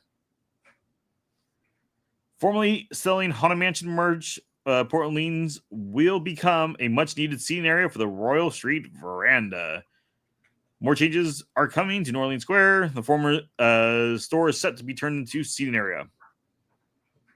That's really it. Oh, for the Royal Street Veranda. So the gumbo, the corn chowder, the clam chowder shop right outside. I Mind mean, you, it does get busy. But yeah. there's so many bench areas and such in that area. I don't understand taking away a moneymaker. Yeah. This shop is continuously full. Yeah. There are people buying things here all day long. I don't this seems idiotic to me. Like this bugs me just because of the fact when looking at money and such, that's all this room is. This is a shop. Disney keeps building more gift shops and keeps putting more ride exits in the gift shops. This is just a gift shop. Yes, it is Haunted Mansion themed. So right now it's not necessarily busy. Do you want to know something? In like 4 months, this shop is packed again. So is the like you're not going to spend the money to change this into a seating area and then put it back every like 6 months. I think this is so short-thoughted. This is just looking at, hey, we don't have a lot of tables right now. Let's just take this store that doesn't do as well during the summer and change it into a seating area that's going to generate no money. Because what's going to fill in here is not going to be people from the restaurant. It's going to be people looking for a place to sit who don't want to sit in the sun. Yep. I'm sorry. That one actually bugs me. Any input? I mean, I feel like it is a little needed because like there is like no seating area for that store or that restaurant. So I think the seating area is needed. And that was like the biggest area that they could find in that zone. So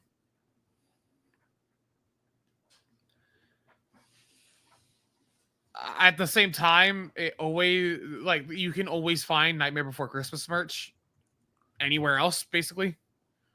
Agreed, but even, I mean, so part of it is they do now have the Haunted Mansion shop. Yeah. But that's always also been where to go to find regular Haunted Mansion merch anyways. Yeah. Their new shop. Actually, I bet you this is it. I bet you I just, while trying to talk through this, pieced it together. I bet you, because of how long that has always been the Haunted Mansion / Nightmare shop, they're knocking the business and foot traffic to the actual shop. There's a new one? Yeah. I bet you this is being closed, strictly trying to show that the new shop is financially successful. Could be. Because if I pulled it up over here. Welcome to Disneyland. Straightforward. So the restaurant we're talking about is right here. Mm-hmm. Right? Yes. Yeah. They could have all honesty taken out this planter. Problem solved. Because you could have put the tables and such all right here.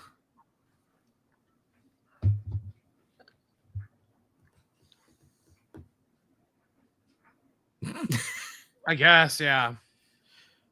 because then it would have been because this is already an outdoor. Because then now it's just going to be weird because it's an outdoor restaurant that you go indoor to eat at. Yeah. The whole idea of the way the restaurant is laid out is so you see it and you walk up to the window and you're it's more of a take and go anyways. Yeah. This just doesn't make sense to close these shops along this building. Yeah, because this is Cafe Orleans, so the restaurant's right here. Yeah.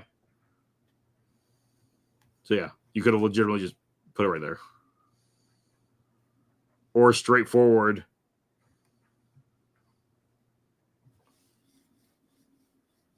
Well, no, yeah. Because Cafe Orleans takes up this entire bottom floor section. Yeah. Those blue umbrellas are the seating area for Royal Street. Yeah. Yeah.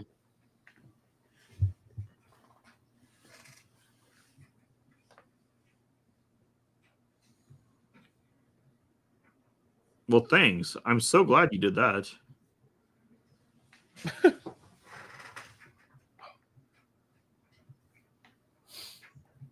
Go back in. Thank you. Whoa.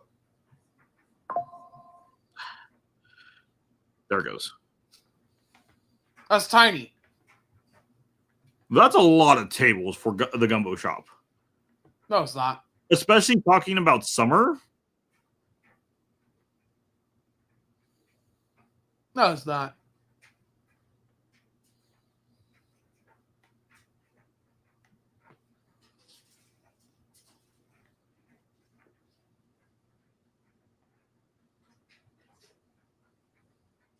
I mean, yes, placement wise, these are the most sensible shops that were placed. Yeah. Again, I still think this planter, yes, it's a good distance of a walk, but then it also could have been shared by Tiana's, who already sells their food. So it would have been a shared dining space. Yeah. And then straightforward, Disney could have upselled these tables here as a fantastic dining seat. Yeah.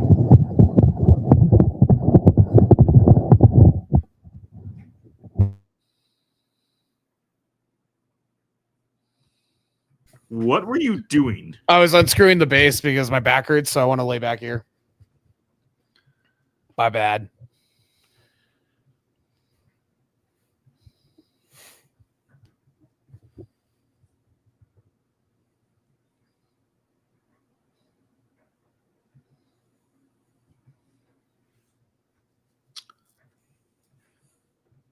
I'm all honestly curious how well this gumbo shop actually does, though. Yeah. I've never eaten there. I mean, I ordered gumbo there in the middle of the night, and so it's like because if it's a cold winter night, yeah, that sounds good. Yeah. All honesty, they probably could have.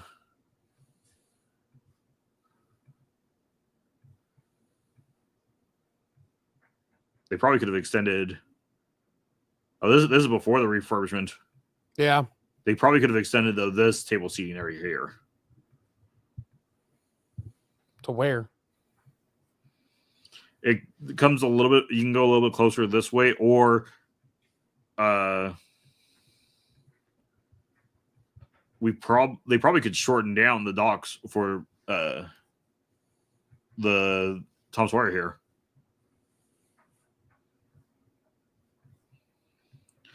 Personally, I don't like the docks of the Tom Sawyer here. I'm not saying get rid of them. I would, all honesty, because of how little they're used anyways, go put them on the other side of this like planter here. Mm-hmm. And that also would help bring foot traffic along this back walkway area. And then during Phantasmic,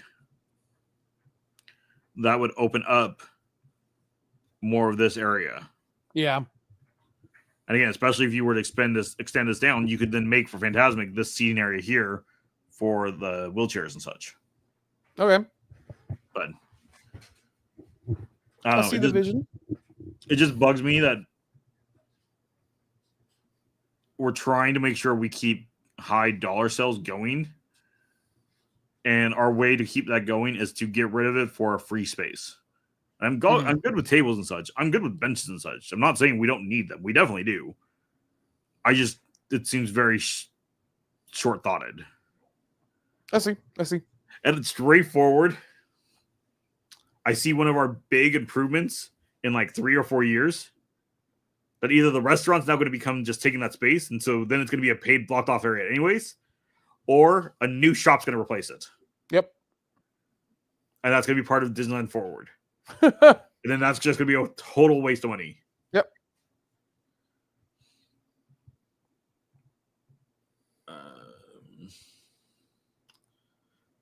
This is the Disney Tourist blog we're jumping to next.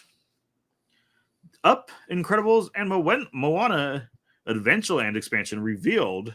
Adventureland? Oh, wait, hold on. Moana Adventureland? Up, Incredibles, and Moana I thought about it.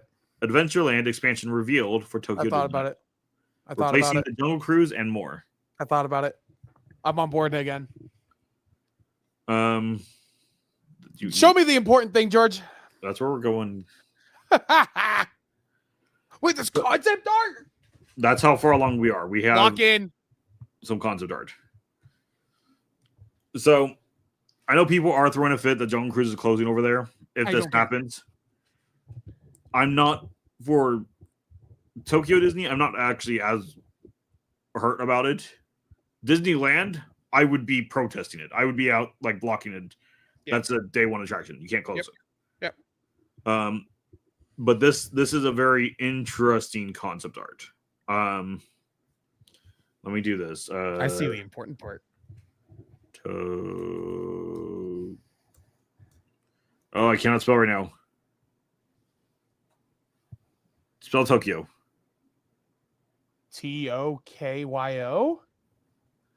Thank you. I'm like I'm missing it.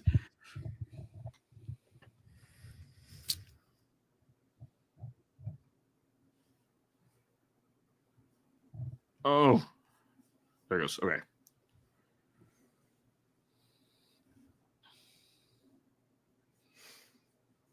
Okay.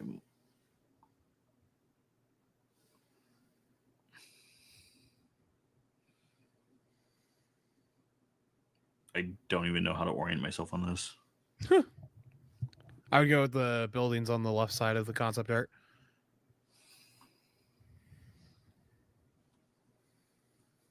It would be easier if I have been here before. Mm-hmm. Let's do this.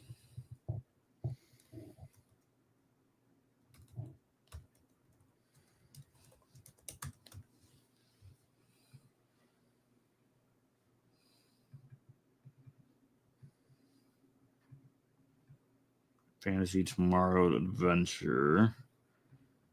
Yeah, I think this is going to help. Am I able to go down? I can kind of go down. Okay, so we can kind of go down. But if that's the case... Is that building? I bet you it is. Let's go right here. Oh, that's a person's chest. Thank you, Google. Legitimately, it opens straight in the middle of this dude's blue jacket, like right dead center chest. Like, cool. That doesn't help. That's funny. I bet you it is. Okay. Okay. So I'm going to go back to this image. So you have a concept art here, yeah? Yep. So it looks like those buildings on the left, it looks like the train station would stay. And this is kind of right here. Okay. Okay. It looks like it's taking that plot. Oh, I see. Just the entire Jungle Cruise plot. And probably A little bit past the train tracks. coming back towards the World Bazaar.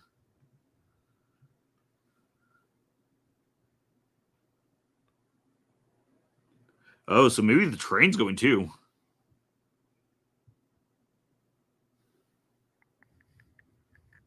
Or what if that is the World Bazaar on the left?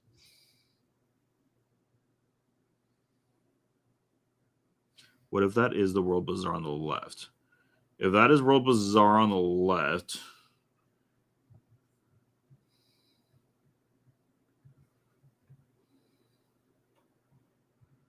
you got show buildings in between that.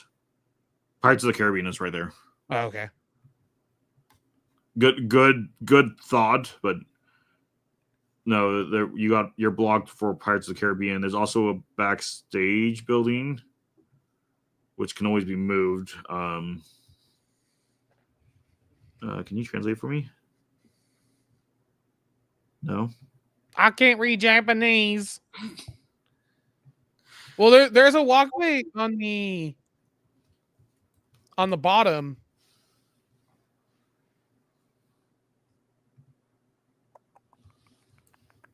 Ooh, You know? copy. Paste. Health Insurance Association. So that building could be moved. Yeah. That's an easy one.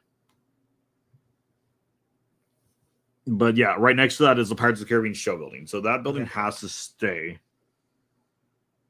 Which would make sense. They could build this rock formation off the side of it. Yeah.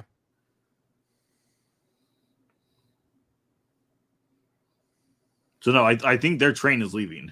Okay. Because else their train should be showing, because to me this is what looks kind of like their train station, but it's like modernized a little bit. Mm-hmm. It should be showing right here, or we should at least be seeing the track. I don't have your cursor on the screen. Oh, sorry. You're looking at the wrong one. I'm looking at what you see, not what I can see. Yeah.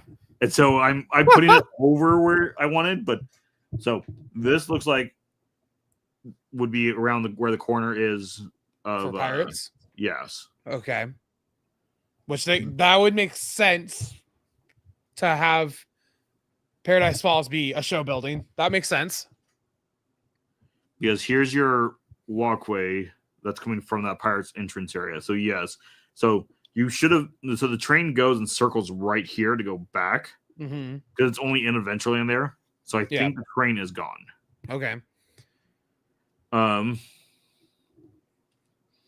This is a coaster.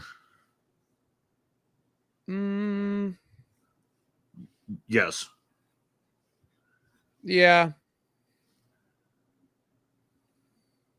Yeah. I was thinking it would be It's more like a incredible. people mover, but yeah, coaster. Yeah. This is incredible. That's Incredibles. Yes, it is. I could have told you that from the start, George. And you just passed the up area. Yeah, this is up. Not quite sure what to make of it, honestly. Like this is a kid's like playground. It looks like That could be all it is. And then that's what is it, Moana, right? That'd be what the third is supposed to be. That's a water ride, Yeah. the boat ride.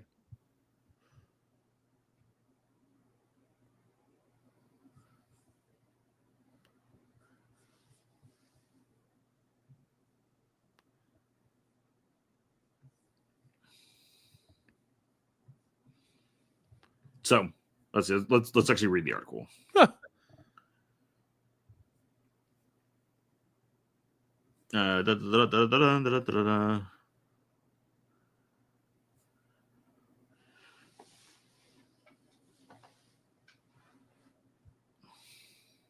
That's so pretty though.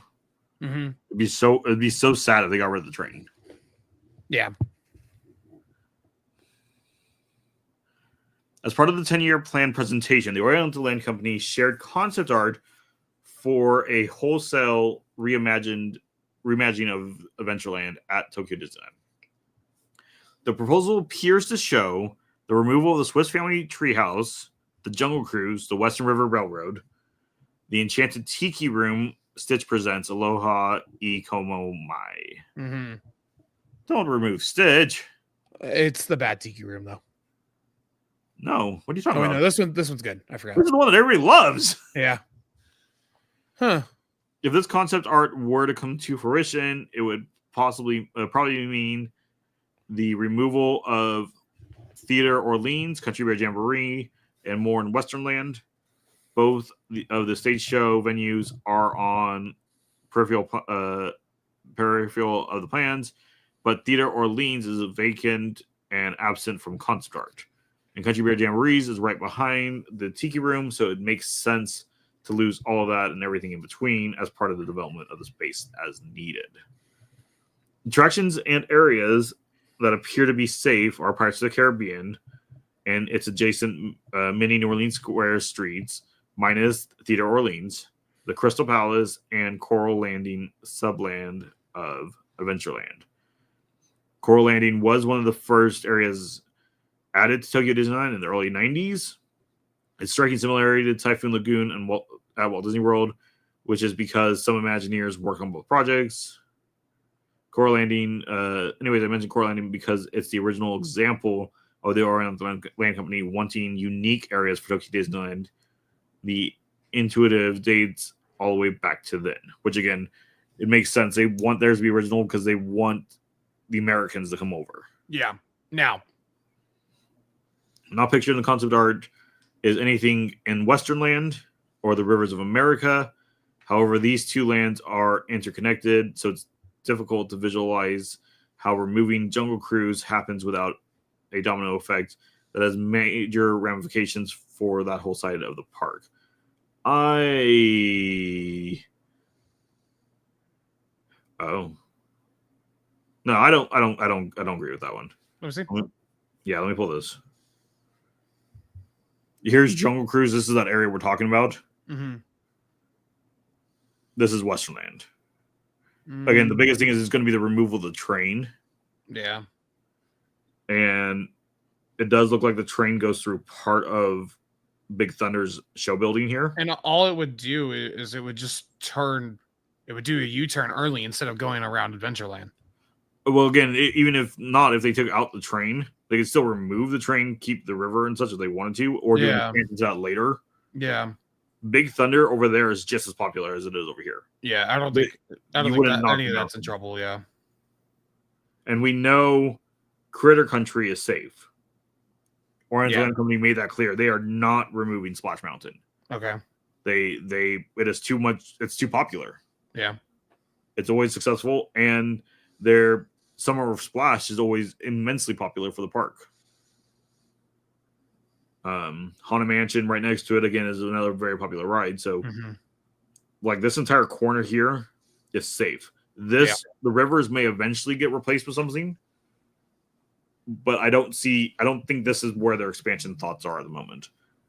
This section here I get. So I could see them cutting all the way up along this line and cutting back. Yeah. And just taking this whole plot. Yeah. From this concept art, it looks like Adventureland will add the Incredibles roller coaster, Paradise Falls up themed attraction, and Moana boats in the middle.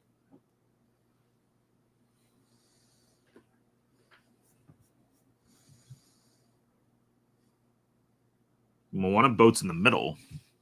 Yeah. That's a weird way to word that. That's what that lake was. Well, no, I get this is Moana boats. I would not say this is the middle. Oh. Yeah. This is the Incredibles coaster. Obviously, this is Gravity Falls. This is but this is Paradise Falls. Yeah. This is up. This is not the middle of either of those. I mean, I guess if you're considering, you're counting from Paradise Falls and you're going the long way around the whole park, then maybe you can say that's in the middle one way or another. It's the middle of the concept art. It is the middle of the concept art.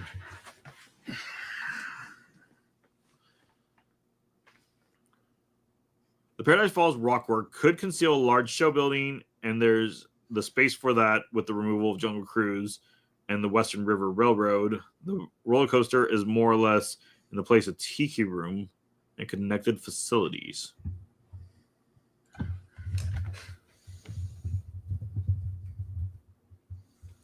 Really? According to this person, at least. Where's my tiki room? Adventureland. Tiki. Stitch Presents 27.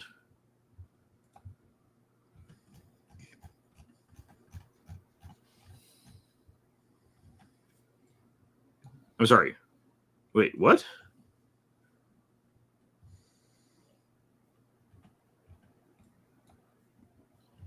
Okay. Oh no, George, this is a huge area. Well, no. I get that, but hold on. Okay. Concept art. Okay. Hold on. Yes. So they're saying that this rock work, this show building, if we just come over to this guy, is over here.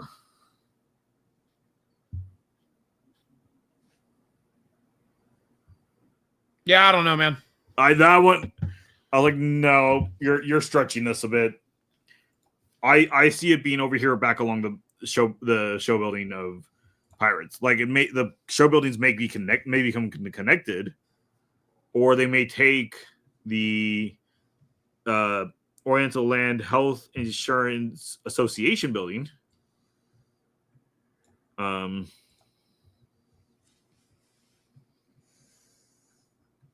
Like I'm pretty sure we've nailed in better where this placement is. So I think this show building here, or not. Well, this is the health insurance building. Okay. Mm-hmm.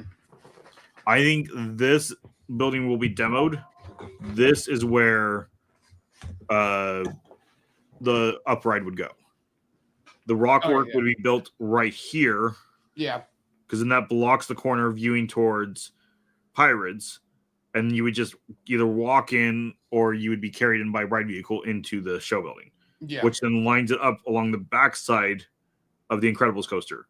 Which, if we look back to that concept art, is exactly how that looks. Yeah. This dude's all fucking turned around. I just swore on this channel. Oh well, that happened. So no, I think Tiki Room is somewhere over here. I think that's why we're not seeing it. Because again, that would be weird if they took Tiki Room out, because Tiki Room over there is still very popular.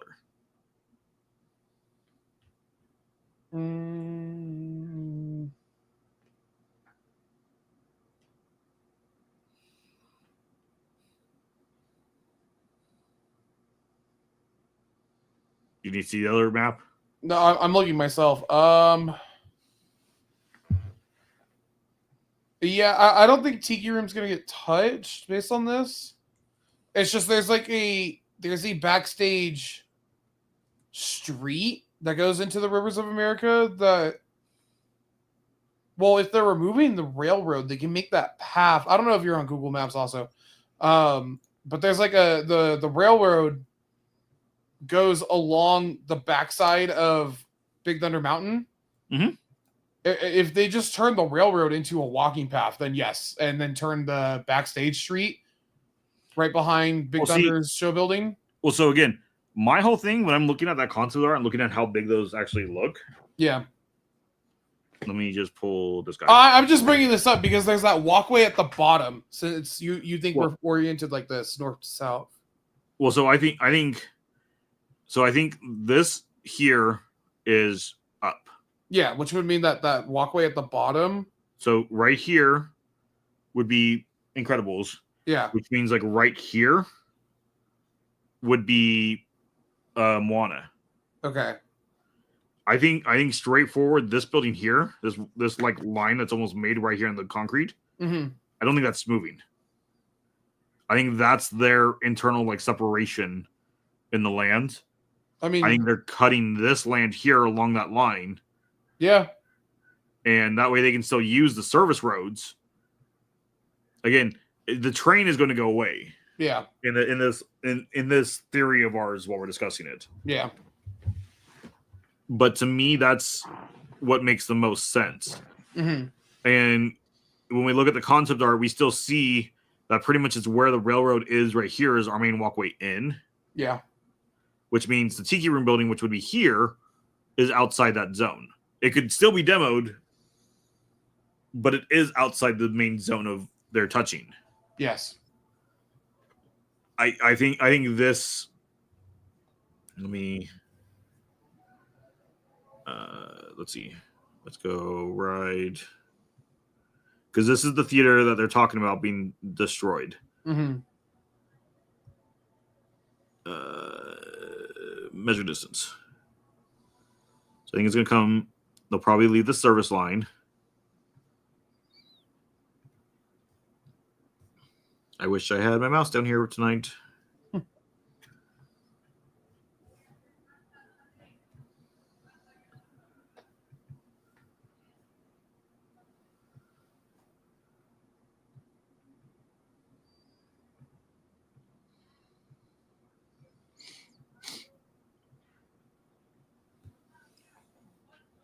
And let's just say they take this whole section too, just since that's what the rumor currently is. Yeah.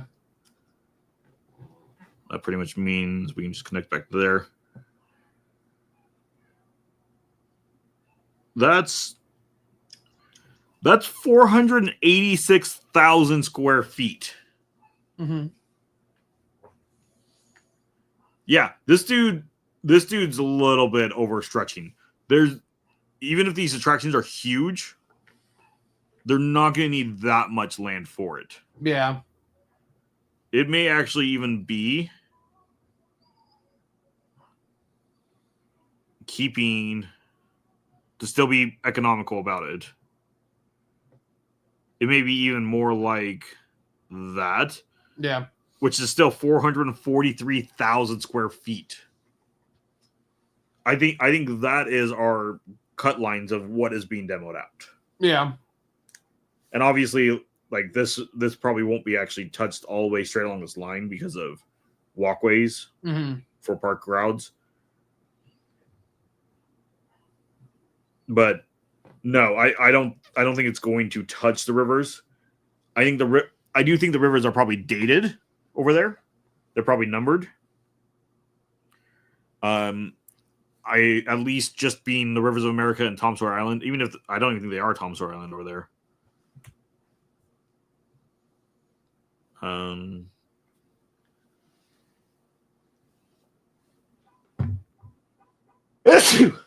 Bless you. Thank you. 51. What is 51 in Westerland? That's Mark Twain River Road. Oh no, they are Tom Sawyer Island over there. Oh. I do think probably Tom Sawyer Island is probably on a chopping block. Mm-hmm. I don't think they have a plan yet. I think that is outside their 10-year plan that they're currently talking about.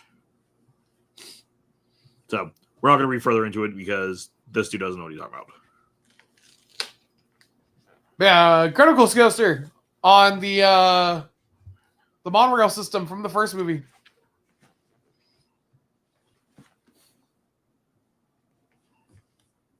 Where's the cursor? There it is. I can see it.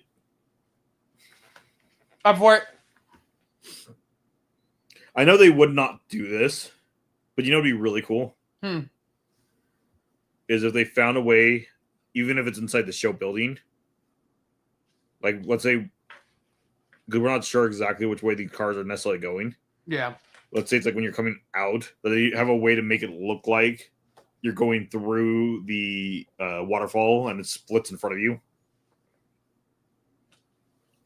That'd be so cool. That would be cool. They're not going to do that.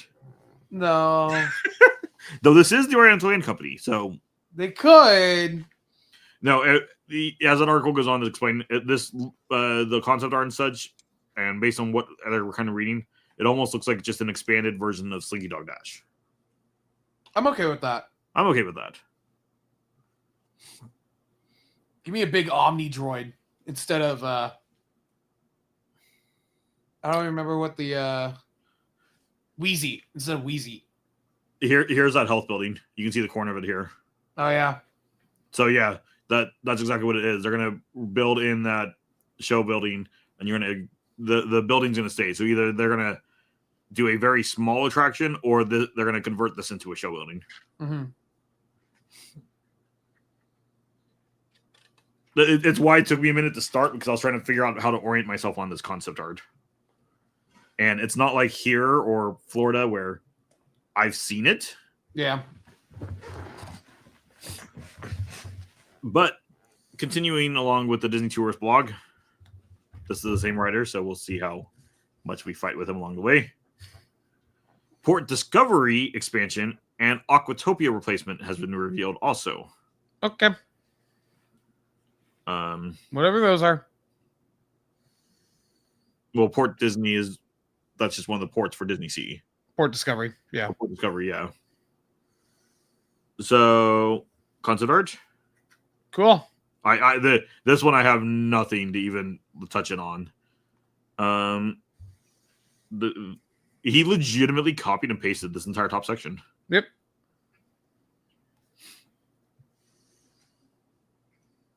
You didn't even translate it? You're so nice. I love your articles. I will be sure to use you in the future. Why can't I copy you entire thing? Okay. Where's Twitter? Translate. Rough PowerPoint. Don't make it at work. If they close the route, there's a chance it could be a large scale right on the scale of Indy, or I'm assuming that's supposed to be Peter Pan. Probably. But if they don't close it, it could be foreign type, medium-sized ride, or boat ride, I guess. Looking at the balance of the area, I predict it will be a medium-sized ride without blocking any routes. Cool. Do we get more context?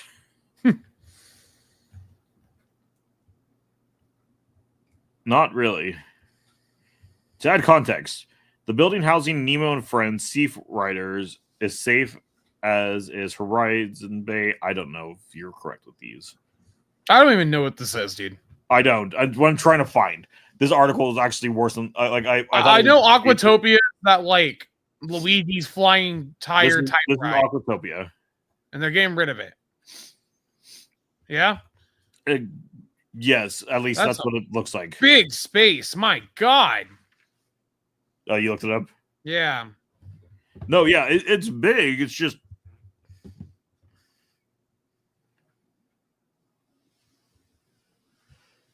Bless you. if you squint, you can kind of see how Discovery Bay could translate the Port Discovery right down to the electric railway and Mount Prometheus looming over on the horizon. Okay.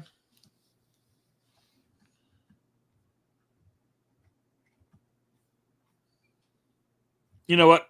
Forget we talked about this article. Yeah. Run Disney races pausing in California due to Disneyland construction. This was announced by Run Disney. This is still the Disney Tourist blog. The announcement from Disney indicates that Run Disney events will be placed on hiatus again in 2026 due to construction impacts at the Disney Resort. If this sounds familiar, it's because this is the second time in less than a decade that Run Disney has paused races in Disneyland under the guise of construction impacts. Okay. So for that, that's that one we can talk about.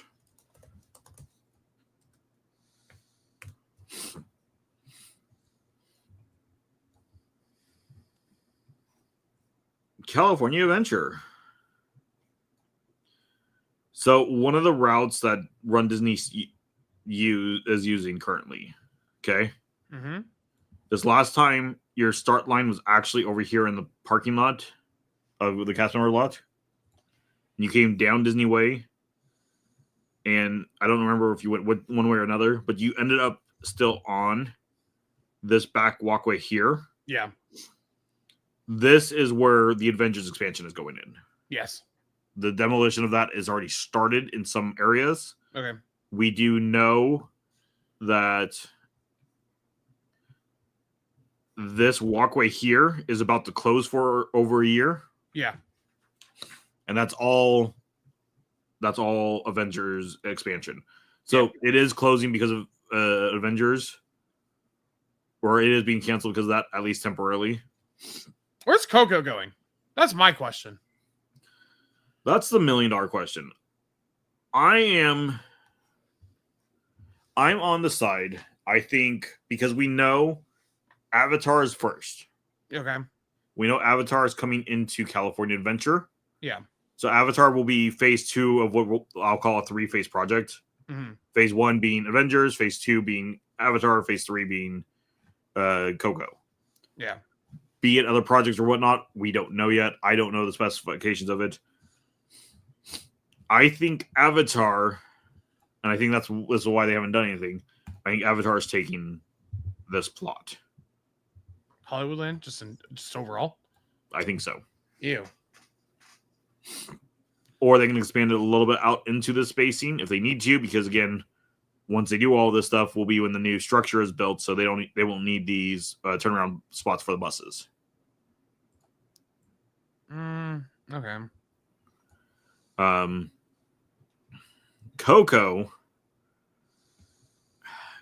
Coco's so hard to predict Yeah. because Coco we know is a boat ride, Yeah. and boat rides take a lot of space. So this is Pirates. Yeah. Yeah. Yeah. Yeah. Because here's the indie. So yeah, this is Pirates. Yes.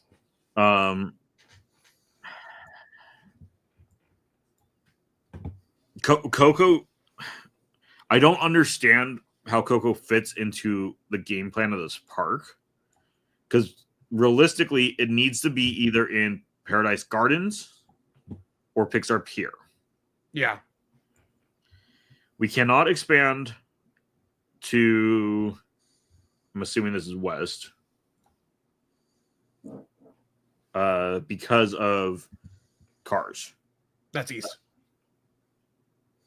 Yes. No. Yeah. Yes, it is. Wait. No. Yes, it is.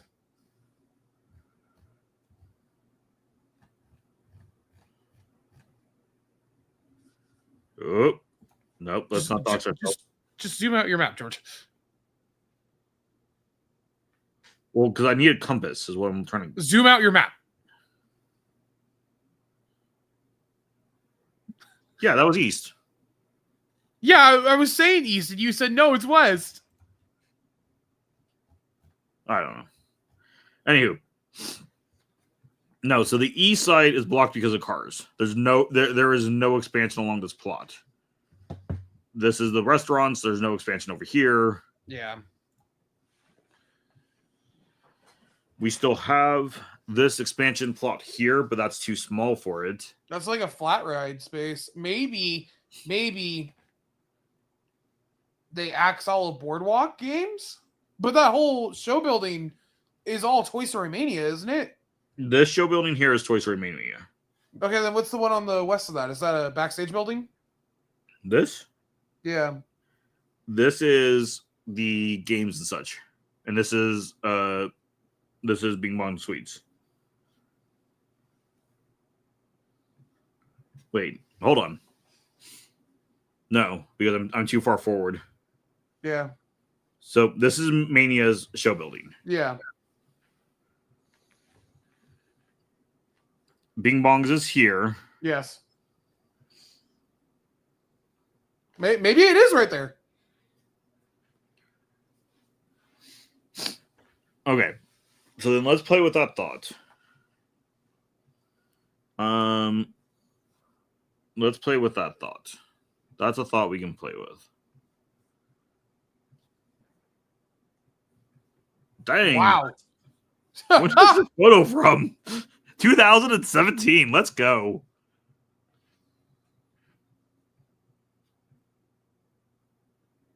It means it would have to be.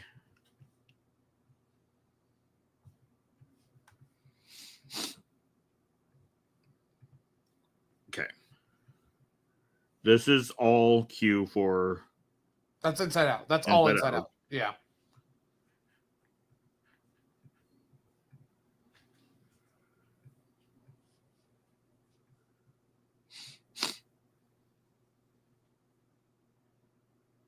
It almost have to be like right in this opening. Yeah. One of these two rides. Give me back up. So it cannot be. The loop is right over the main part of the building. Yeah.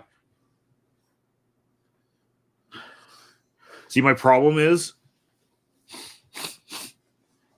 I don't think there's enough clearance for a walkway here for guests due to the track. Yeah, I know what you're saying.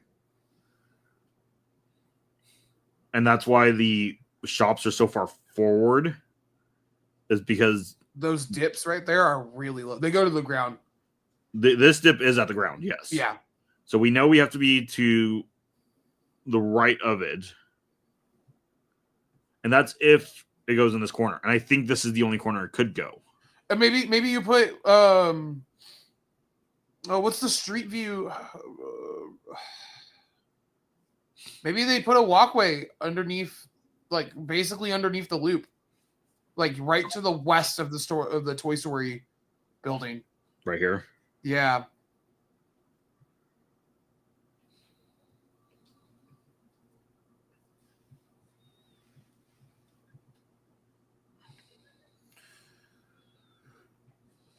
So this is just a cast walkway, yeah? Yep. Yeah. That goes to that backstage road right there. Yeah. Yeah, so it's not even a service entrance, it's just a cast entrance. Yeah.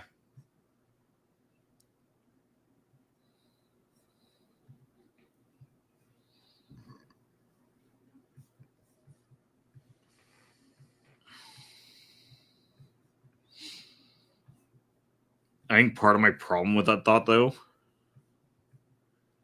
is that's too funneled. Well, I think they would get rid of because the support beams right there. You have the main supports, so you are still stuck. Yeah. But okay, I think either way we're losing at least part of the shops, or part of the games. I think Bing Bong and I think the stage are safe. Yeah.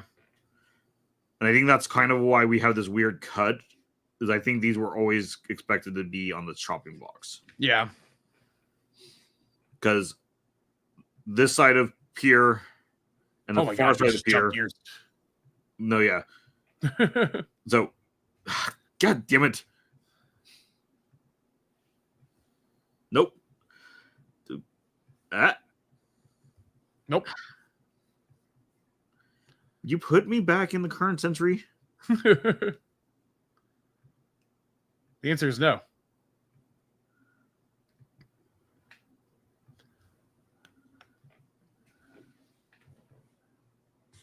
Anywho, Bing Bongs and the stage, since apparently I lost whatever was the perfect spot to be in the current timeline, look very much like the show building, the facade for Mania. Yeah. Where the ones in between do not. I cannot Yeah. get that to pop. So I think these have always been kind of on the back burner thought anyways. Mm-hmm. I think we're kind of on the right path. I think that walkway is going to be what would be utilized. I think your entrance. Let's see, I can't. If I could see the actual, stage, that would help me. Nope. Is it this one? Nope.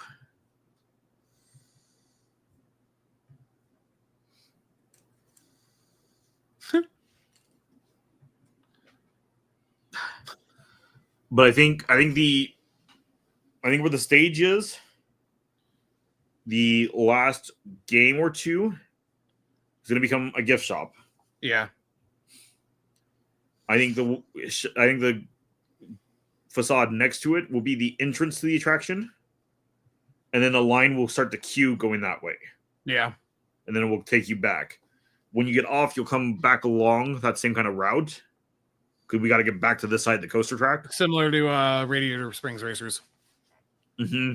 Yeah. Or more so it's pretty much the exact same as Indiana Jones. Yeah.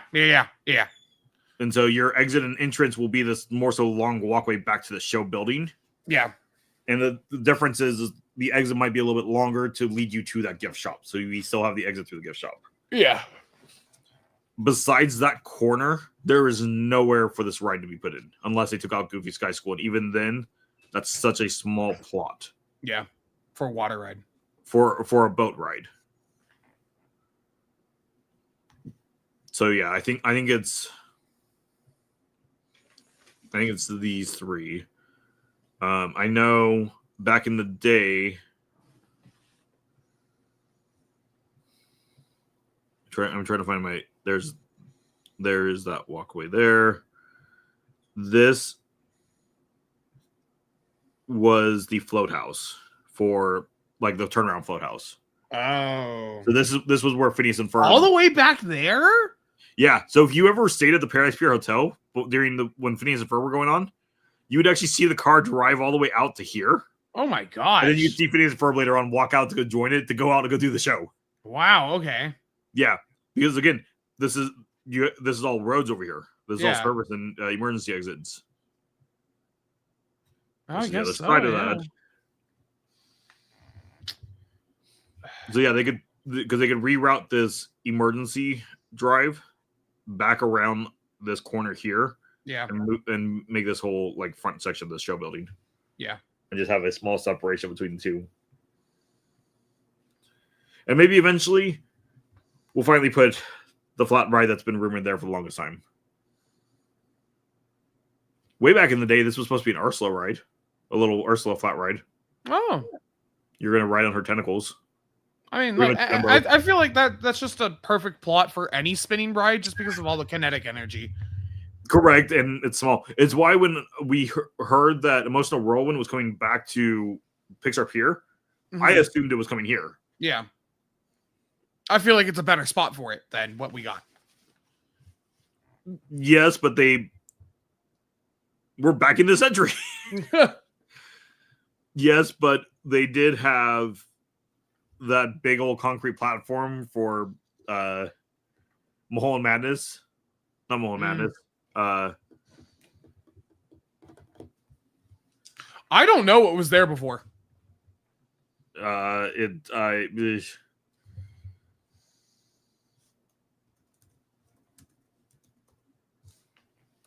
you sure it's not Mulholland Madness? It's not. Mulholland Madness was the original name for Goofy Sky School. Right.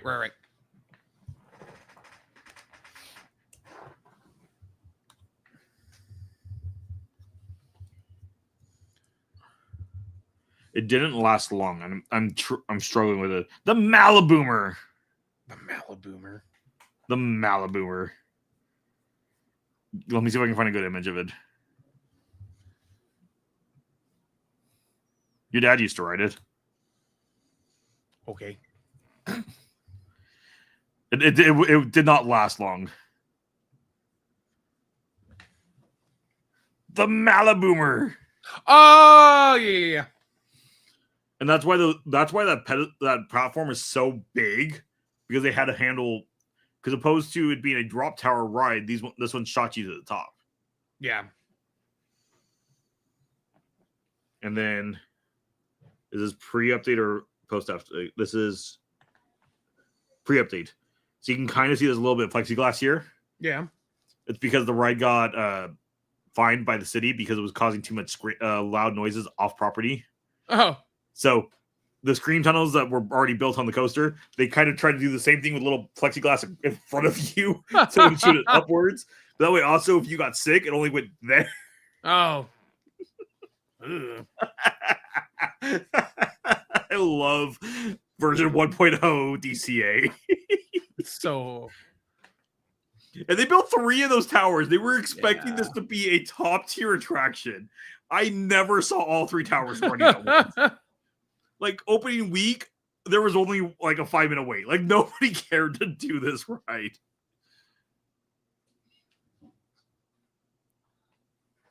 Because again, when the park opened, it was all just like quick off the shelf rides that were cheaper they could do. Yeah.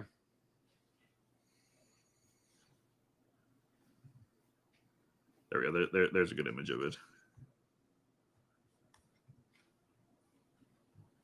You get the Maliboomer I see now. I remember now. next to the orange peel. I remember now. You remember why the orange peel had to change what it was, right? Oh yeah, because they actually like pumped orange smell in there, and it was getting like infested with bees, wasn't it? Yeah. They were making their own personal trap. It's wonderful. Hey, you got anything? No, I do not. We kind of went off the rails in that last section. Yeah. Your predictions of timelines. Regarding California Adventure. what was just announced? We know what is currently in progress is the Avengers expansion. Oh, right. That's what started this whole thing. Yes. I think they wrap up Avengers and then Pandora, then Coco. Well, yes. So we're in agreement of that timeline. Oh, you want me to give you time dates? Years? Years. Well, I think Avengers will be wrapped up by the end of next year. Hopefully. I think in the past I would agree. Uh-huh. I don't know if the current team can run that fast. Okay. I think it's going to probably be complete June of 27 Mm-hmm. for that period. I think that will be our opening period. Just time for Secret Wars. Yeah. How quick do we jump from Avengers to Avatar? 3 years. You're pushing it back that far. Yeah. I think Avatar, based on what we saw at D23, I think Avatar is pretty much finished design. I think if I'm running with the correct mindset, 27 summer, that's going to happen. I think there'll probably be a short pause in construction. Mm-hmm. As long as, again, they're going to be looking back at budgets. If they still have their budget, I think they'll probably submit for the first set of plan approval, probably July-ish, for a groundbreaking attempt in September. Yeah. Because, again, when thinking about the size of land that Avengers is going to open up, they could close Hollywood without affecting attendance. Yeah. And I almost see them trying to push the structure, which is what they'd have to do also before that, in this next year. Because the structure, because it's going to be big, but it's not going to be super big. Yeah. It should be able to knock that out in a year. All honesty, I see Avatar, at the current rate they move, taking 7 years. Oh my lord. It took 5 years to build Tron. That also had to do a lot with COVID. It took 5 years to build Tron, a coaster they've already previously built. That had to do a lot with COVID. Epic built an entire theme park in the same amount of time it took them to build Tron. And Epic was in construction during Tron. Yeah. So, yes, I will give you a little bit of leeway. I think it's probably 5 to 7 years to build the land. Because also, they'd have to either reinforce or move the monorail. And that's going to cost a lot of time and money. Again, way back when your grandmother was there, I believe she said it was like $1 million a foot or something like that to move it. That's why they were trying to save as much of it in place as they could when they built California Adventure, because of how expensive was the shift. Yeah. They had to shift it because of the hotel a little bit, but they only shifted that section.